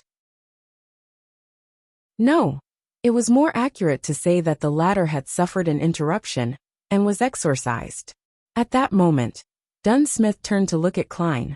His pale face had a warm and relaxed expression, and his voice still as mellow as it usually was. "We saved Tingen." After saying this, it was as if he had returned to the time when he was 20. He no longer appeared stern and serious, as he winked at Klein with his left eye. Klein's expression froze. He saw the heart in the box of St. Selena's ashes stop beating. It turned into a resplendent ball of light before scattering into the surroundings. He saw the captain fall backward, his arms losing their strength. It felt like the scene was made up of a series of paintings, but Klein could do nothing to stop it. Thump! The box of St. Selena's ashes fell onto the ground, just like Klein's heart. Thud! Thud! Even though the box wasn't covered, the darkness within the box sealed the opening, preventing the resplendent sand-like ashes from falling out. The box rolled a distance away towards Klein. Dunn Smith fell to the wrecked floor, his deep gray eyes having lost all their luster. He was looking at the hole in the ceiling, the sunlight pouring down on his face. "Captain!" Klein's vision blurred once again. He wanted to shout, but that word and the subsequent words were stuck in his throat. "We miss you too." At that moment, the box containing St. Selena's ashes had rolled to his feet. Suddenly, Klein felt a pain in his chest. His pupils violently constricted as he froze in place. He looked down to see a slightly pale palm, drenched in blood, coming out the left side of his chest. Megos isn't dead. No, a new enemy. The mastermind behind the scenes. Am I going to die? Klein quickly lost his consciousness, his eyes almost losing focus. His body slumped to the side. His breathing gradually slowed, and he finally felt the palm pull back quickly. He saw a pair of brand new leather boots, and a hand reaching downward, a slightly pale hand. It grabbed the urn of St. Selena's ashes. Klein's vision went black, and he lost all consciousness. Burned and shattered objects were scattered around in the now destroyed Blackthorn Security Company. But there wasn't a single sound. It was just like a cemetery. A few minutes later, Leonard Mitchell's body moved, his eyes opening slowly. He propped himself up with difficulty and surveyed the surroundings. He saw Dunn Smith on the ground. He also saw Klein, who had his eyes staring wide as a look of shock was plastered across his face. Dunn and Klein both had visible wounds on the left sides of their chests. "No." Leonard squeezed out the word from his throat as he staggered towards Klein's corpse. That wasn't far away from Dunn. He kept checking them, going between the two repeatedly, but all he could do was accept this irreversible truth. Leonard's knees buckled as his knees plopped to the ground. His green eyes were filled with pain as tears streamed down his cheeks, washing away the blood and dust. He turned his head and listened for 2 seconds, and suddenly sprawled forward. He let out an angry roar and clenched his palms into fists and heavily pounded the floor. Thump! Thump! Thump! Leonard kept tearing up as he pounded the floor. Amidst his sorrow was a feeling of clear hatred and a clear sense of self-abhorrence. Thud! Thud! Thud! Leonard looked up when he heard the sounds of hurried footsteps and saw the members of the mandated punishers and the machinery hive mind that had just arrived at the scene through his blurred vision. Chapter 210. Story in a Tingen suburb. There was a house with a green lawn. The house had a garden that had begun to wither at the beginning of September. Attached to the house was a crimson chimney. There was a desk next to the window in the bedroom of that house. An ordinary notebook was spread open on the table. A slightly pale hand flipped the notebook to the very first page. Then it quickly flipped to the back. As the paper flipped, the rows of words appeared faintly. Regents, a member from the secret order, sold the Antigonus family's notebook as an ordinary ancient book by accident due to the influence both of weariness and illusions. It was a coincidence that made logical sense. Affected by the calling of the Antigonus family's bloodline, the notebook secretly affects its owners, one after the other. After repeated changes in ownership, it came to Tinjin. It fell into the hands of the members of the Aurora Order, Sirius Arapis and Hanas Vincent. After they flipped through the content that temporarily appeared in the notebook and copied the corresponding potion formulas, Sirius and Hanas were worried that the secret order, who were good at divination, would track them down. After discussing it, they decided to avoid the risk by selling it to another person. They didn't wait for Mr. Z's reply, perhaps because he stayed at in Mat Harbor. Through Sirius's introduction, Hanas got to know Welch McGovern from the Koei University's Department of History. Then, Hanas sold the Antigonus family's notebook to McGovern as an ordinary ancient book. Subsequently, Sirius was attracted by the treasure that was said to exist on the main peak of the Hornacis mountain range. He started to visit the Deweyville Library and research the mountain. He didn't think that there would be any problems, so he left his real address and name that aligned with his personality. During this process, he acquainted himself with Lenivus, who was reading up on information about iron mines to set up a scam. Lenivus's hidden lunacy and swindling ability were well appreciated by Sirius. He decided to nurture him into a member of the Aurora Order. Of course, before that, an investigation was inevitable. Sirius covertly informed Lenivus about the evil ritual of praying to the true creator to deliver his spawn into this world. But he knew that the possibility of Lenivus succeeding was very low, because the difficulty level of the ritual was very high, and the requirements were very harsh. However, the latter expressed his strong interest in the matter, tempted by the possibility of obtaining a deity's approval. He planned to complete the ritual simultaneously, as he carried out the plans of establishing his steelworks company. The cunning Lenivus could tell that there was something fishy about Sirius Arapis. But for his personal goal, he didn't expose him. He visited Hood Eugen in the asylum once again. They had known each other long ago, and they knew about their respective situations. After a dark divination, the Antigonus family's notebook was awakened fully. Welch and his classmate died. The lucky survivor, Klein Moretti, sent it to Ray Bieber's house under the influence of the notebook. It was a destined ending. Many rows were scribbled off and new content followed. For some baffling reason, and a lack of sufficient explanations, Klein didn't commit suicide after that, and somehow managed to stay alive. In the Nighthawks investigation of Welch's case that followed, he met Dunn Smith and joined the Nighthawks. Although it had already exceeded in Sanguil's description, it didn't affect the development of the story. Bacchus and his brothers were down on their luck. They lost their last chip at the gambling tables and were drowning in debt. In a bid to obtain money, they decided to kidnap and blackmail the somewhat wealthy individuals. When they were looking for their final hideout, they chanced upon the room opposite Ray Bieber's apartment. By then, Ray Bieber was already seduced by the power offered by the Antigonus family's notebook. He hoped to digest the gift left behind by his ancestors. However, he was in a semi-insane state, and he couldn't make the best and safest choice. He abandoned his dead mother, but he continued remaining in Tinjin City. He only found a more elusive spot to carry out his digestion ritual. It was truly pathetic. If he had been slightly smarter, the story could have become even more complicated. But his decision was made based on his instincts and his poor state of mind. Bacchus and company purchased weapons and took the youngest son, Elliot, of the tobacco merchant, Vicroy, and held him for ransom. Finally, they successfully carried out the abduction and took Elliot back to the apartment opposite Ray Bieber's. Vicroy's butler was entrusted with looking for help from a security company. Because of Welch's mysterious death, security companies were short on hands. Clee chanced upon a deliverer man and happened to discover the existence of the Blackthorn Security Company. Leonard Mitchell and Klein accepted the job. Relying on their beyonder powers, they quickly saved the merchant's son.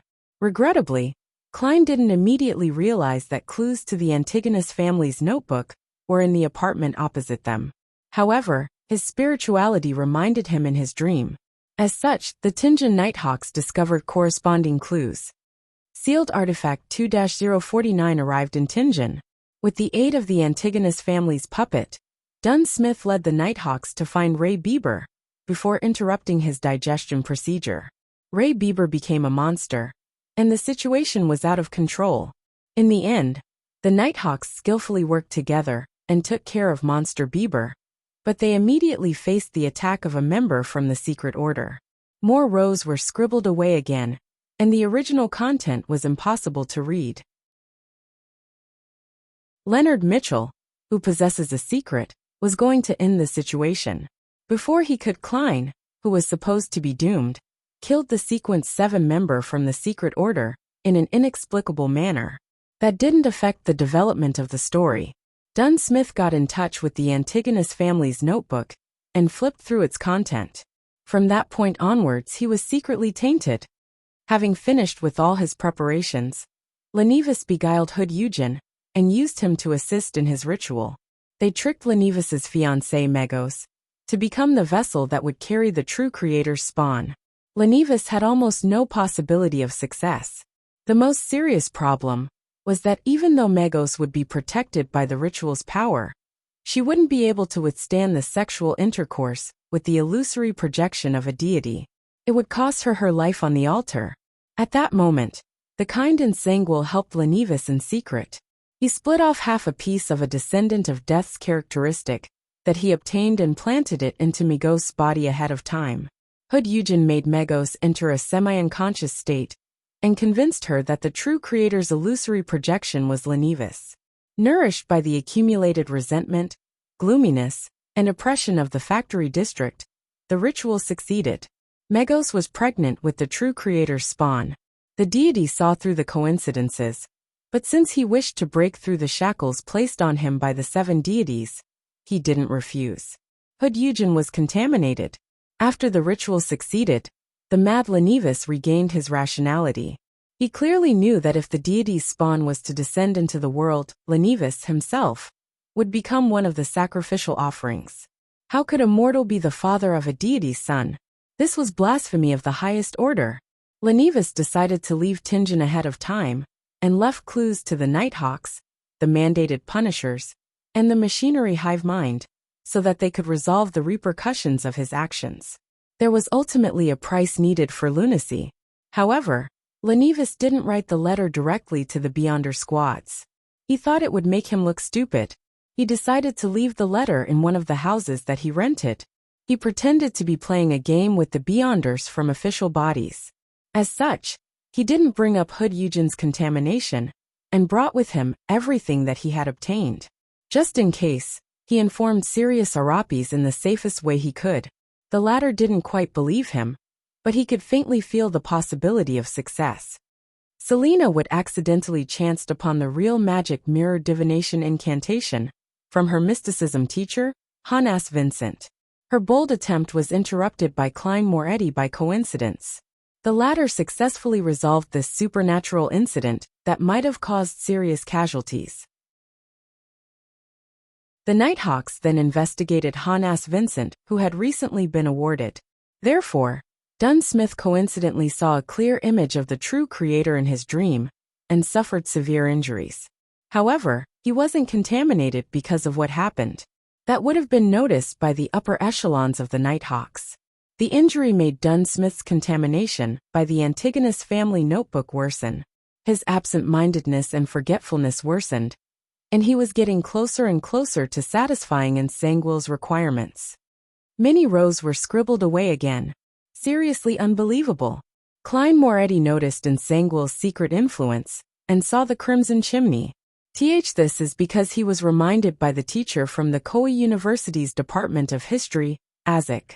He possesses many secrets. But even so, it's astounding enough for Klein to discover actual clues. It's unexplainable. Regardless of the reason, Sanguil continued to act. And the story continues. Klein coincidentally ran into Sirius at the library and had no choice but to kill him. Hence, the clues leading to Lenivus were abruptly severed, and the discovery of the problem was delayed. Klein met Megos, but his spirituality stopped him from observing her closely. However, he didn't notice the subtle abnormality. That is logical. Our stories aren't made up randomly. He searched for the red chimney, but he always opted for a route that didn't include his target.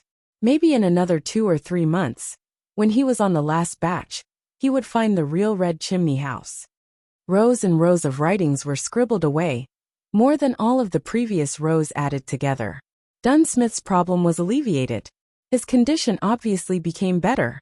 He actually mastered the acting method, and this was taught to him by Klein Moretti, who found inspiration from Daily Simone and Old Neil's example. No, Nsangwil didn't believe that, but he could only change his original plans slightly. New elements in the story came to play. Isaac decided to go to Backlund in search of his lost memories. It wasn't long until Klein and Dunn found clues from Hood Eugen. In order to ensure that Tingen City's Conservative Party and New Party would be in complete opposition, Madame Sharon, who wanted to vent the accumulated madness after her transformation, decided to take the risk and murder Member of Parliament John Maynard. Her motive wasn't strong enough, but she took action anyway. There are always times when people are not clear-minded enough, and she happened to be in that stage. Besides, she was confident that she wouldn't be discovered. Maynard's wife found the Blackthorn Security Company through the tobacco merchant Vicroy. They didn't disappoint her, and they quickly found Madame Sharon's abnormality. Dunn Smith, who possessed power that was close to Sequence 6, decided to take action first. He passed the sealed artifact 3-0271 to Kenley. When the two of them and Klein returned to Madame Sharon's residence, Dunn attempted to pull her into a dream to control her from a distance. It was a good plan. But unfortunately, Madame Sharon happened to have the statue of the primordial Demoness by her side. Hence the Nighthawk's plan failed. Kenley reflected himself in the mirror, due to his nervousness, and saw himself. Madame Sharon was taken care of while Kenley died. Dunn blamed himself, and consumed Kenley's Beyonder characteristic, as he usually did. His digestion procedure was interrupted as a result, and was delayed. As such, his mental state became unstable. Under the circumstances, Leonard and Klein noticed the letter left behind by Lenivus. Megos received a baffling summoning, and arrived at Zitland Street. She entered the Blackthorn Security Company, and the baby in her stomach was at a critical point in its development. It couldn't stop her urges. Dunn made a detailed plan, a plan that was right, but he made one mistake. If he steeled his resolve to Megos behind Cheney's gate, he would have stood a chance with the aid of the environment and the items present. If he wanted to wait for backup, he definitely shouldn't have just taken St. Selena's urn out. Unfortunately, Dunn's mind wasn't in the right place due to recent events, and he didn't think of the most critical point. A deity's son would be able to feel the threat of the saint's urn. Hence, it was triggered and started to absorb its mother's strength in a bid to be born ahead of time, even though it wasn't exactly ready. Isaac was in Backlund, but he wasn't a traveler, so he couldn't rush back in such short notice. A few rows were scribbled away. Megos became a monster, and the fight began. With the aid of the saint's urn, blood vessel thief, and 2 high-level charms that strangely appeared, Megos died and the deity's son was exorcised. Dunn Smith died as a result, and the power of St. Selena's ashes was severely damaged as well. That went perfectly with Nsangwil's intentions. Nsangwil didn't get a chance to showcase himself, but it didn't hinder him from achieving his goal. He killed Klein Moretti, the fellow who kept disrupting his plans, and he took away St. Selena's ashes. Nsangwil set up a ritual with the remaining half of the characteristic of Death's descendant. He consumed St. Selena's ashes and successfully advanced from Sequence 5 of the Death Sequence pathway, Gatekeeper, to Sequence 4 of the Evernight Sequence pathway, Nightwatcher. As such, he received godhood characteristics and became a demigod. The sun continues to shine brilliantly on the land. Nearly no one in Tingen City realized how they narrowly escaped a huge disaster. Monster Adamasol would be left very confused about it. The notebook was flipped to the last page. A middle-aged man that was holding onto the book had dark blonde hair, a dark blue eye that was nearly black, a tall nose, and tightly pursed lips. His facial features were like that of a statue, and didn't have a single wrinkle. He held a classic quill with his slightly pale hand, and wrote a line clearly without dipping into any ink. He ended with a simple sentence. Tinjin's story ends here. The papers rustled as he closed the book, leaving only a brown cover. Chapter 211. Funeral in the basement of St. Selena Cathedral, in the guardroom outside Cheney's Gate. Leonard Mitchell was leaning on the back of his chair. His legs were propped up on the table. His eyes were vacant without any focus. Even though he had been healed using ritualistic magic, he still looked terrible, as if he had obtained reprieve from a severe illness without fully recovering.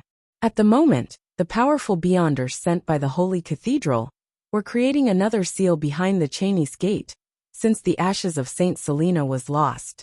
They had conflicting opinions, some wanting to fill in the gap of power, using a new holy item, while the others believed that there was no need to go through all the trouble. After all, to the Church of the Evernight Goddess, holy items were rare and incredibly precious. What they suggested was lowering the presence of the Nighthawks in Tinjin and transferring the artifacts with living characteristics, or difficult-to-seal artifacts, to the headquarters at the Cathedral of Serenity in Baklun's diocese, only leaving behind those that could be controlled more easily. They intended to send a telegram to propose a meeting of the higher-ups, to get a vote from the archbishops and high-ranking deacons. Leonard was uninterested in this debate. He felt as if he had become a living corpse, with no sorrow, grief, agitation, or excitement. He was abnormally numb. He didn't want to face anyone. All he wanted was to stay alone in the corner. Occasionally, he would feel puzzled about why the murderer would only take away Klein's Beyonder characteristic and leave Captain Dunn Smith's one intact. Thud, thud, thud. Footsteps reverberated in the corridor. Sikatron, whose right arm had been bandaged, appeared at the door of the guardroom, while Klein and the others were attacking Megos and attempting to save Tinjin City. She and the keepers within Cheney's Gate were doing battle against a portion of the sealed artifacts. If it wasn't for the timely arrival of the members of the mandated Punishers and the machinery hive mind, or the eventual arrival of the reinforcements from the Holy Cathedral, she also might have lost her life. But even so, the elderly keeper failed to last until the end. He fought to his death, under the call of duty. Leonard, I found an unencrypted telegram in the captain's office. It was sent over by the Holy Cathedral, Sikatron said. Leonard's green eyes moved slightly, finally coming to life. He faintly recalled the sound of a new telegram coming in, but the battle was about to begin. He and Klein didn't have the time to pay attention to it. What does it say? Leonard noticed that his tone was unusually raspy. The white-haired and black-eyed Sikatron replied without hesitation. Beware of Ensanguil. Beware of sealed artifact 0-08. Ensanguil, the archbishop that betrayed the church, the gatekeeper who failed his advancement. Sealed artifact 0-08, an ordinary-looking quill. Leonard muttered at first as he searched his memories.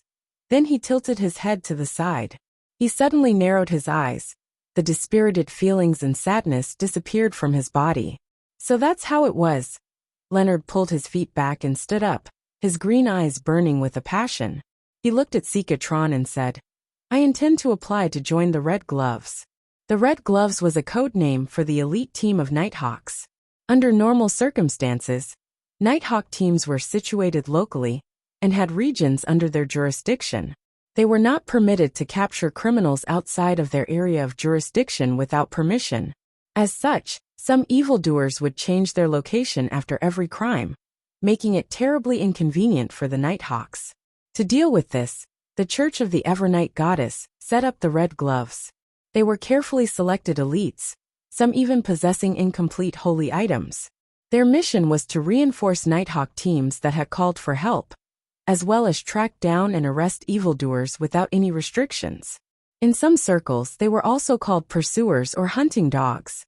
Red Gloves, but their lowest requirement is Sequence 7, Besides, the dangers the Red Gloves face are many times higher than an ordinary Nighthawk squad, Sikatron said in concern and doubt. Leonard smiled coldly. I'm close to advancing soon. His eyes became cold. He clenched his teeth and said to himself, I want revenge. In Sanguil, you must live until the day I become powerful enough. All right. Sika seemed to have guessed Leonard's thoughts. She sighed. Almost half of our team will be new faces. It's rare to see a Nighthawk team become so ravaged. Leonard's expression darkened. He clenched his teeth and asked, Are the bodies ready? Yes. Sika nodded indiscernibly. Leonard suddenly stepped towards the door. I'll notify their families. I'll deal with the scene. I don't want to deal with the most. I'll do it. At 2 Daffodil Street, Melissa sat on the sofa, inspecting the 3 tickets in her hands.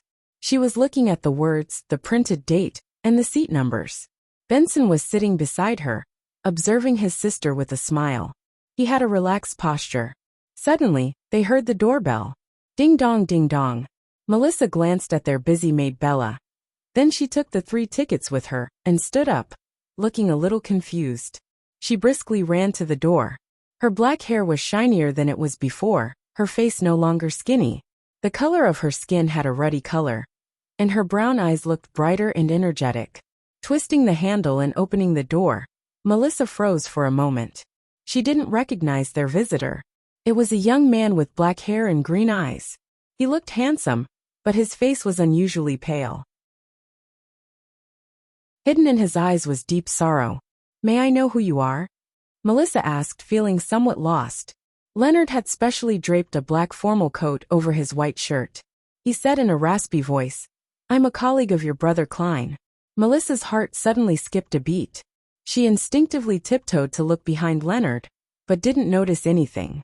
She said with a strange quiver in her voice, Where's Klein? Leonard closed his eyes, inhaling as he said, I'm very sorry. Your brother Klein died at the hands of an evil criminal while he was trying to save others. He's a hero, a true hero. Melissa widened her eyes slowly, her body shaking indiscernibly. The 3 tickets in her hands dropped helplessly onto the floor. The tickets faced upward, revealing the name of the play, The Return of the Count. Sitting in the Moretti family's living room, Leonard didn't dare to look directly at Melissa and Benson. But he couldn't stop scenes of what they looked like from flashing through his mind. That girl filled with youthfulness and vibrancy had her eyes wide open. She didn't speak, and her eyes were unfocused. Her silence made her appear like a puppet. The man who looked a little like Klein maintained a normal posture, but he would slip into a daze from time to time. His words came out slowly. That's the gist of the matter. I'm very sorry that I was unable to prevent it in a timely manner. The Blackthorn Security Company, the police department, and those that he helped have promised a bereavement compensation of about £6,000, Leonard said, as his eyes darted around. Suddenly, Benson interrupted him. His voice was hoarse as he asked, Where's his body? I'm asking where's Klein's body. He puckered his lips and paused. When can we see him? In the company.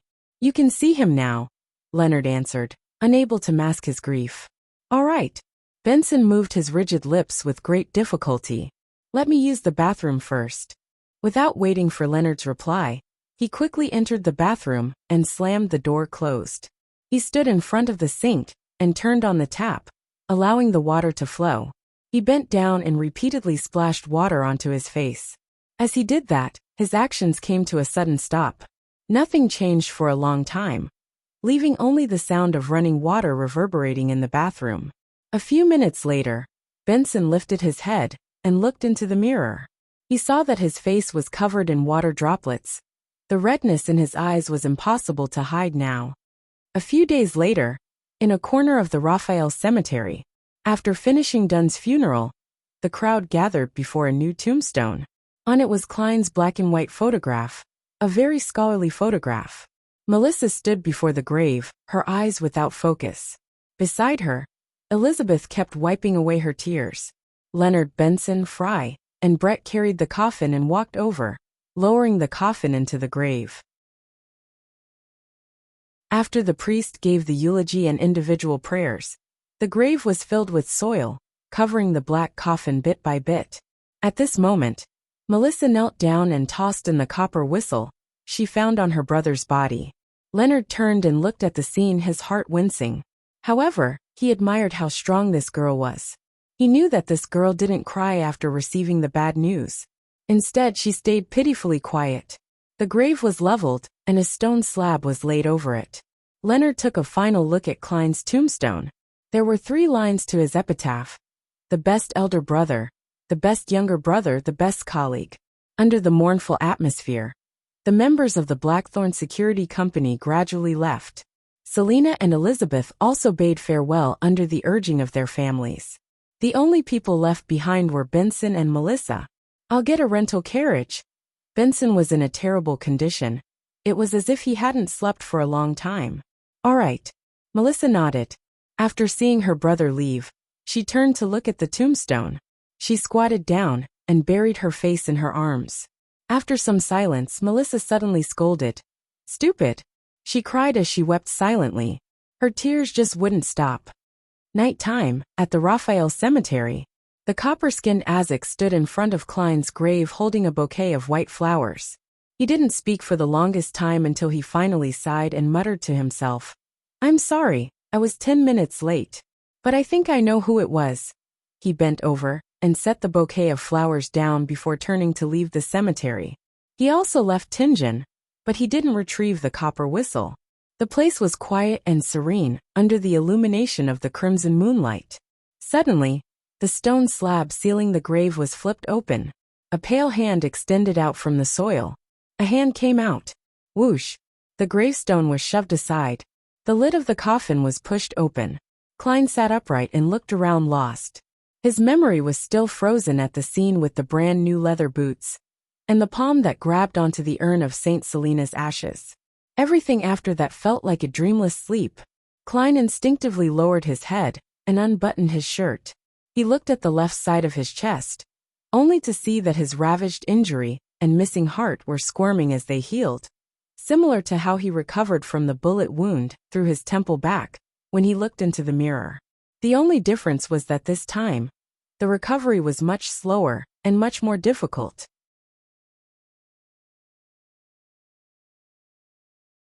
Chapter 212. Avenger. In the northern part of the Lone Kingdom, the September breeze, that had an additional coldness to it, howled through the cemetery. It was even gloomier and colder than usual. The cold jolted Klein back to his senses as he muttered with a rueful smile. "It looks like there are still some secrets behind my transmigration. But it seems like I'll only be able to resurrect another 2 times at most, not anymore. And if I were to minced up or completely crushed, who knows if this recovery ability that doesn't usually appear would even be useful." After half a minute, Klein buttoned his suit and realized that he was wearing his newest shirt and tuxedo, but they were now covered in soil and dirt. Benson and Melissa really have no idea how to save money. The thought popped into his head. He supported his weight on his hand and flipped up into a standing position, realizing that he still had his clown abilities. The best elder brother, the best younger brother, the best colleague. Klein looked at his tombstone and read the inscription. He felt his heart wince, seemingly sensing the despondent feelings Melissa and Benson had experienced.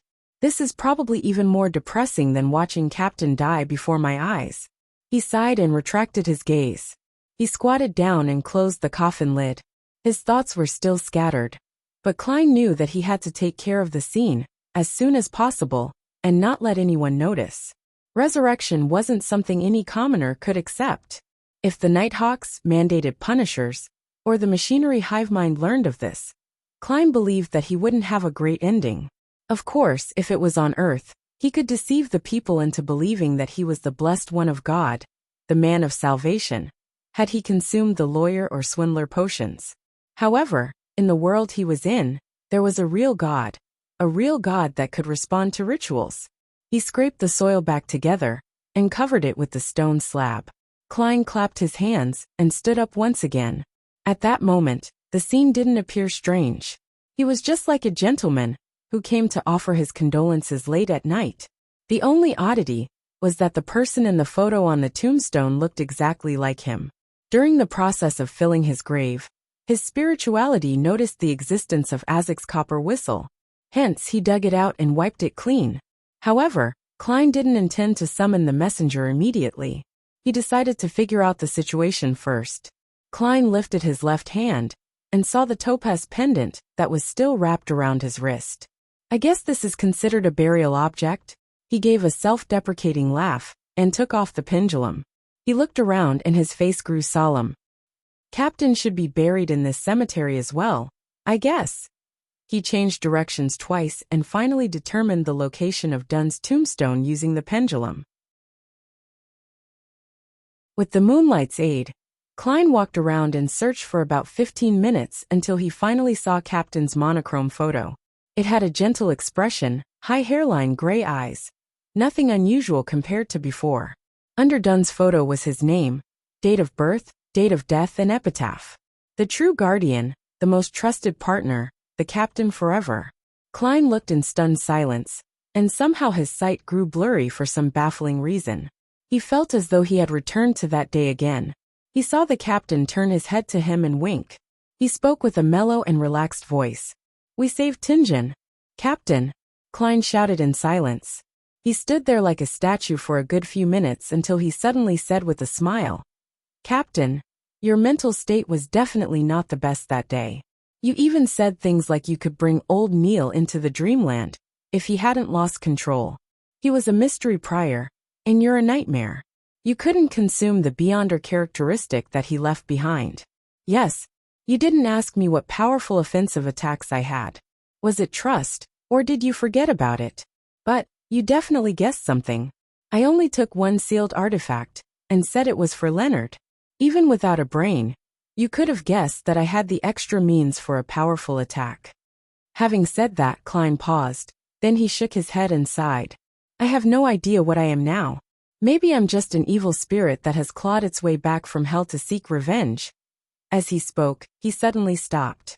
His tears streamed down his cheeks and finally, he shouted softly with a choking voice, "Captain, we miss you too." Klein felt the cold breeze blow past him as he lifted his hands to wipe his tears and blow his nose.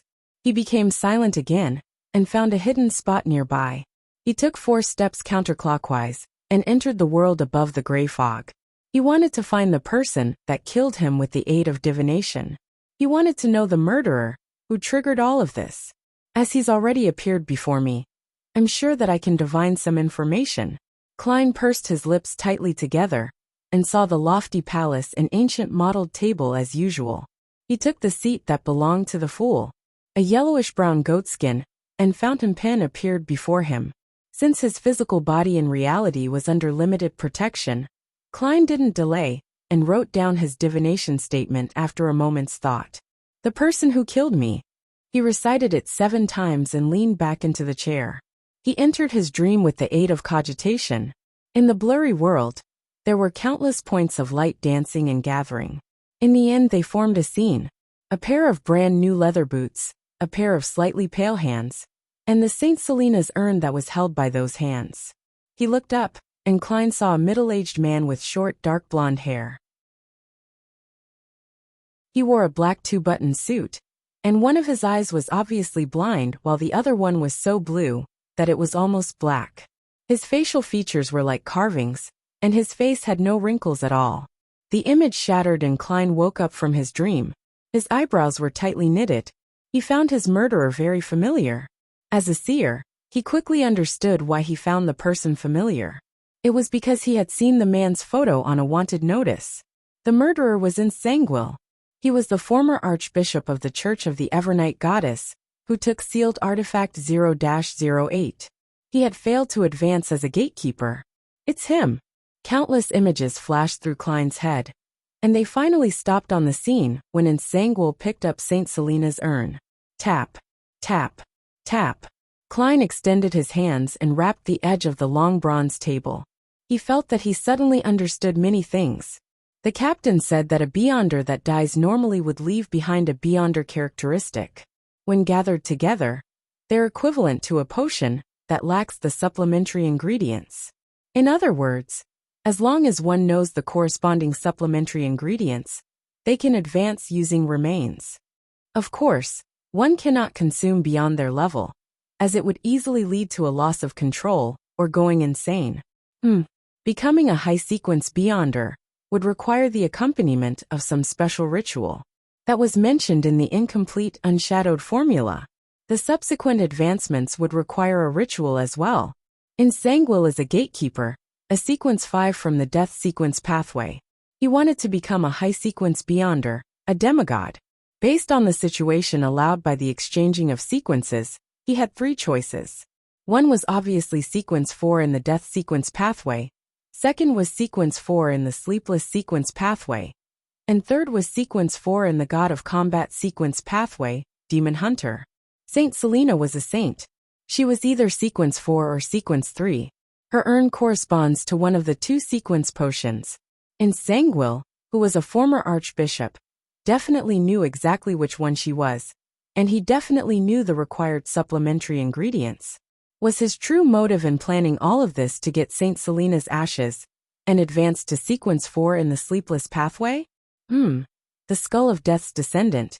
That might be an ingredient needed for the special ritual. It was from the death sequence pathway, after all. From the looks of it, his target was the captain and not me. He really was the mastermind behind all this.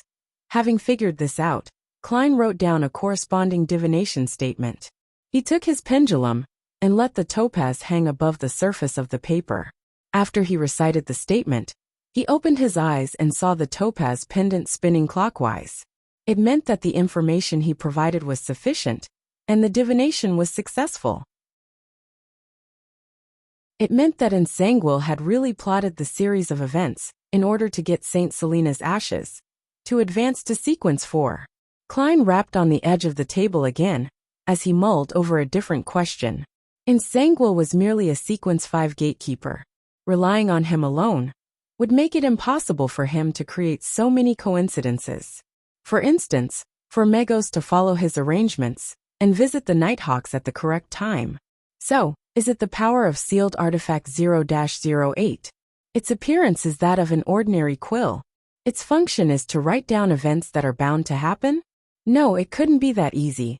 Otherwise, Insangwil could write that Saint Selena's urn grew a pair of wings and flew into his hands. Then he could have just waited at home. There must be certain restrictions. 0-08 most likely doesn't possess direct combat ability. Otherwise, Insangwil could have stormed through Cheney's Gate in Tingen. As one of the most dangerous sealed artifacts, perhaps it can let people act according to its description without realizing it? That was the reason behind all the coincidences?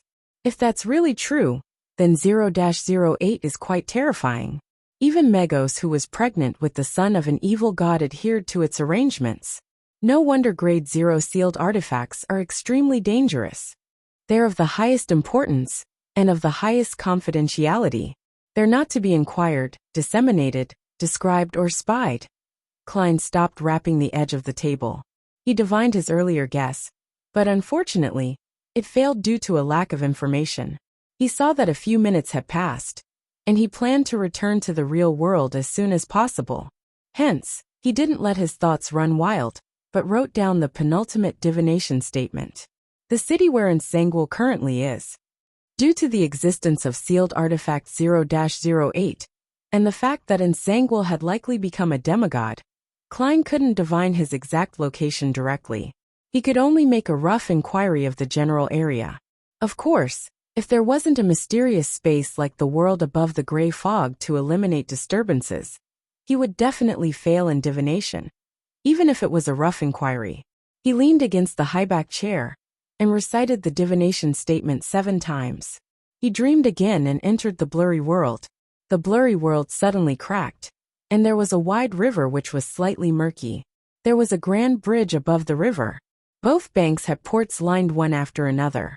There were many goods and many workers.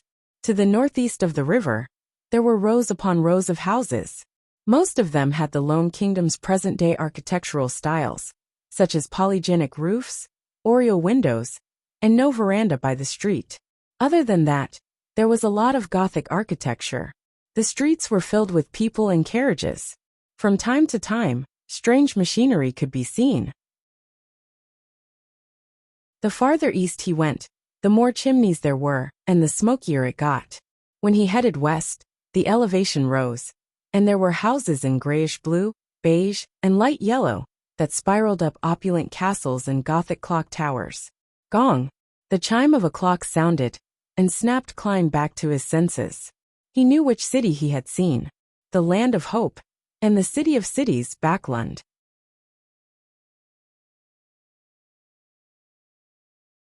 Chapter 213. Another look. So Nsangwil has gone to Backlund. I wonder how long he'll stay there. Yes, I should confirm this every now and then. Klein leaned forward as he thought. He erased the contents on the goatskin and wrote a new divination statement. Lenivas's current location. From his point of view, the person that caused the captain and him to nearly die was undoubtedly Nsangwil, but the lunatic Lenivas was definitely an accomplice who cannot shirk from the responsibility. He had to pay the price in blood. After reciting the statement 7 times, Klein once again entered the dream, but the scene that appeared after the foggy world shattered was the same as the one he had seen before. A wide, slightly murky river, countless piers and buildings. The buildings were primarily in the present lone architectural style, some a little more Gothic. There were crowded streets, flourishing sites, chimneys that continually spewed smoke. There were opulent castles standing tall, with the trademark Gothic clock towers. Lenivas was also in the Land of Hope, the City of Cities, Backlund. Klein opened his eyes, a little confused. He had divined for Lenivas's specific location, but the results were still a very general, vague region. This tells me that Lenivas's sequence must be much higher than I imagined. No. It could also be that he's received a large benefit from helping the son of the true creator descend upon this world. For example, a little godhood characteristics, or some object similar to the placenta left behind by Magos's baby. The latter would most likely have been taken away by Nsangwil. Thoughts ran through Klein's mind as he muttered to himself, whilst he made initial assumptions. After confirming the rough area, where both his enemies were, he thought about another problem. He still didn't have the ability to exact revenge. Even if Lenivas is only a sequence 7, or even 8, it wouldn't be easy to deal with him if he did indeed receive a large benefit. Lenivas is also obviously very crafty. He could outwit and defeat Beyonders more powerful than himself. Nsangwil is even more terrifying. He's a sequence 4 demigod, and he wields a powerful grade 0 sealed artifact. Although there were some secrets surrounding my transmigration, it's clear that I can't convert those secrets into combat strength. It's likely that it's not possible for a very long period of time.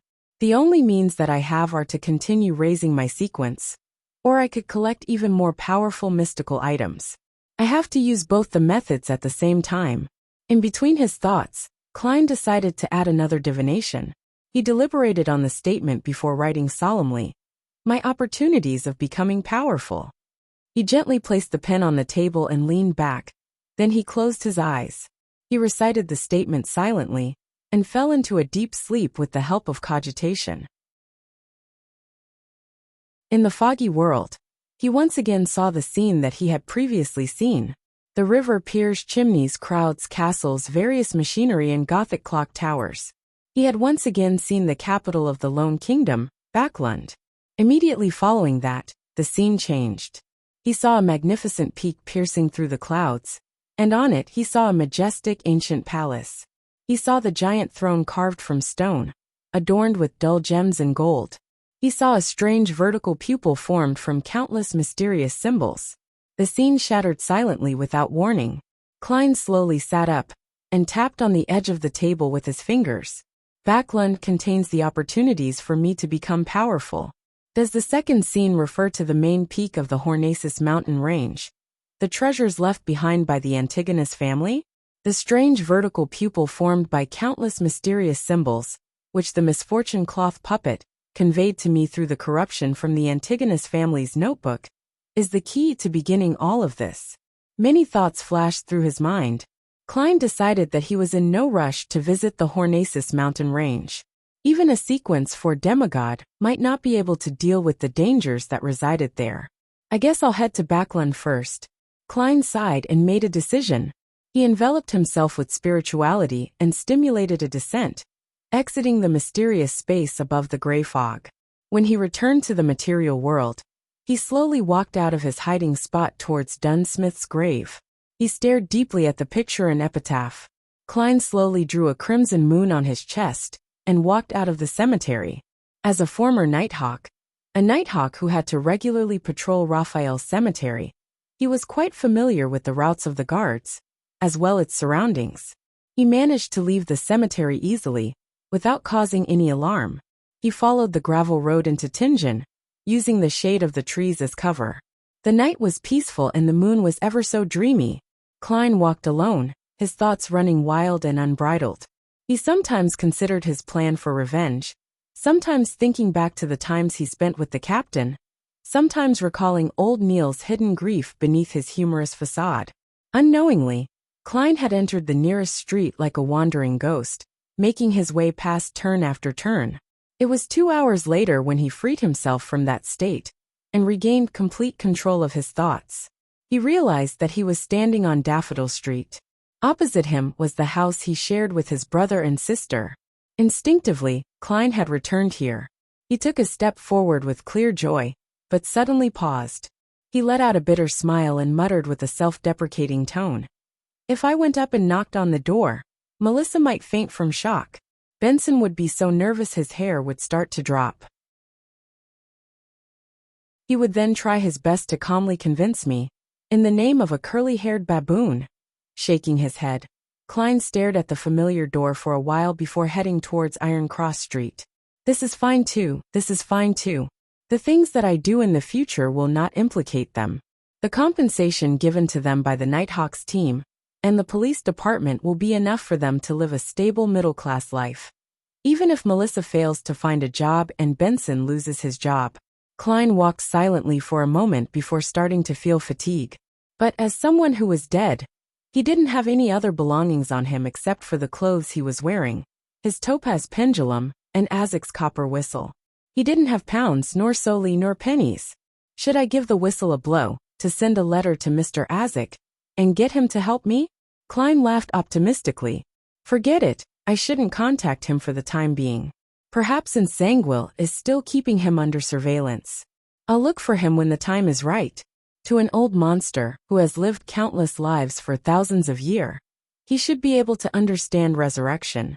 At least it's not too cold tonight. I'll make do by finding a place to sleep for the time being, and head to the Tingen branch of the Backlund Bank tomorrow morning to retrieve the money in the anonymous account. As there had been too many things to do lately, Klein hadn't had the time to start on the experiments involving the sacrificial ritual. He hadn't touched the £300 in the anonymous account either. That should be enough to support my expenses for quite a while. I'll buy a newspaper tomorrow to confirm what day it is. Miss Justice and the others didn't make any new prayers, which means that I didn't miss a gathering. Klein thought as he found a spot that had no wind. He sat down and took off his jacket. He used it as a blanket and leaned on the wall to sleep. It wasn't long into his sleep when he was suddenly woken by someone. He saw a policeman wielding a baton. He only had a single chevron on his epaulette, the lowest-ranking police constable. Klein glanced at him to ascertain his identity. The policeman said fiercely, "You can't sleep here. The streets and parks aren't for you lazy, jobless vagrants to sleep in. Those are the terms in the poor law." "Is that so?" Klein froze. Given his sensitive identity, he didn't argue with the policeman. He grabbed his jacket and continued walking until daybreak. Soon after, he lowered his head and entered the Tingen branch of the Backlund Bank. He took out £200 with the password he had set, leaving behind a third of the money as savings, in case of any emergencies. Without a doubt, Klein heard prayers when he wrote the password in ancient Hermes. Klein then spent £38 on 2 sets of formal wear, 2 shirts, 2 trousers, 2 pairs of leather boots, 2 bow ties, 4 pairs of socks, as well as 2 thick double-breasted jackets, 2 solid-colored fur coats, and 2 pairs of thick trousers in preparation for the winter. He also bought a cane, a wallet, and a leather luggage bag. After completing his purchase, Klein found a hotel to wash up and change in. He rented a private carriage directly to the train station in Tingen in order to avoid meeting anyone familiar. Along the way, He purchased a newspaper and discovered that it was Sunday. It took about 4 hours to get from Tianjin to Backland by train. A luxurious first-class seat cost about 3/4 of a pound, or 15 soldi. A second-class seat cost 10 soldi, or half a pound. The packed, poorly maintained third-class seats were rather cheap at only 5 soldi. Klein thought for a moment before buying a seat for the 2 o'clock train, a second-class seat. Klein found a random spot to sit in the waiting area with his ticket and luggage in hand. It was only slightly after 9 in the morning. He was happy that the Lone Kingdom didn't have a strict census. He could prove his identity just by using the water and gas bills, as well as his rent for the past 3 months. Purchasing a train ticket was even easier, as all he needed was money. Klein suddenly had an empty feeling in his heart as he was sitting there, thinking about how he was about to leave for Backland from Tianjin in the afternoon.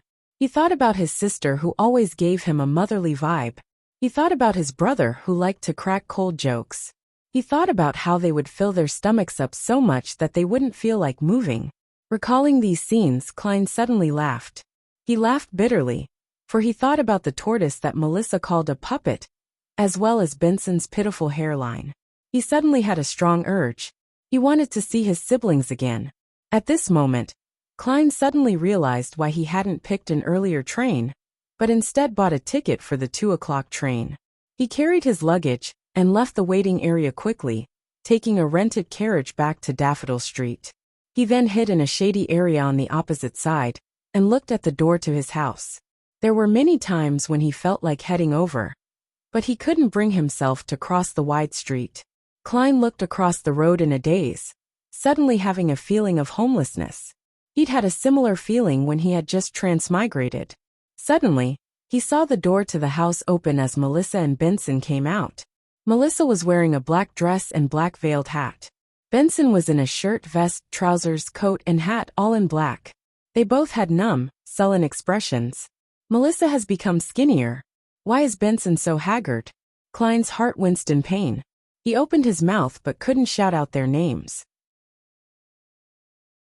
Without realizing it, he followed Benson and Melissa to the nearest municipal square. He saw that tents had been erected there again. A new circus troupe was in town for a performance. Benson took out some money and purchased the entrance tickets and led Melissa into the circus. He forced a smile.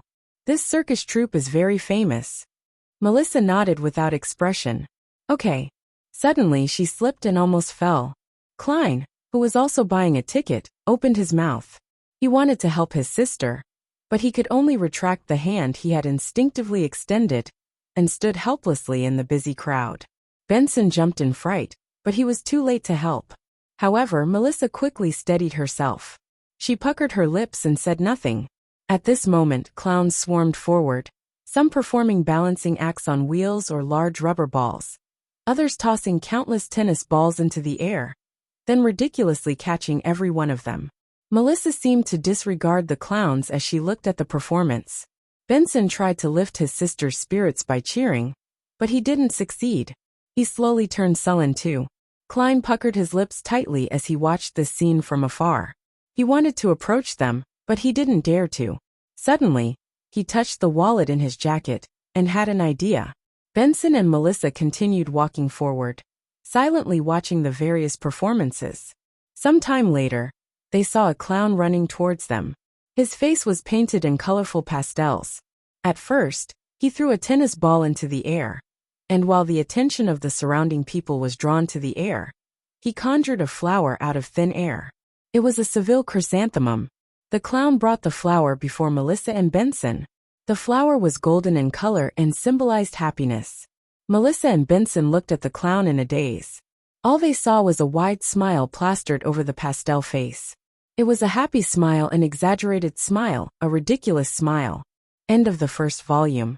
You're tuning in to the Li Mei's Wuxia Whispers YouTube channel.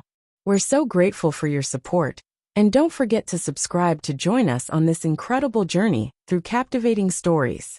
Your generosity through donations truly makes a world of difference, as it's the primary source of revenue that allows me to expand and enhance this channel for you.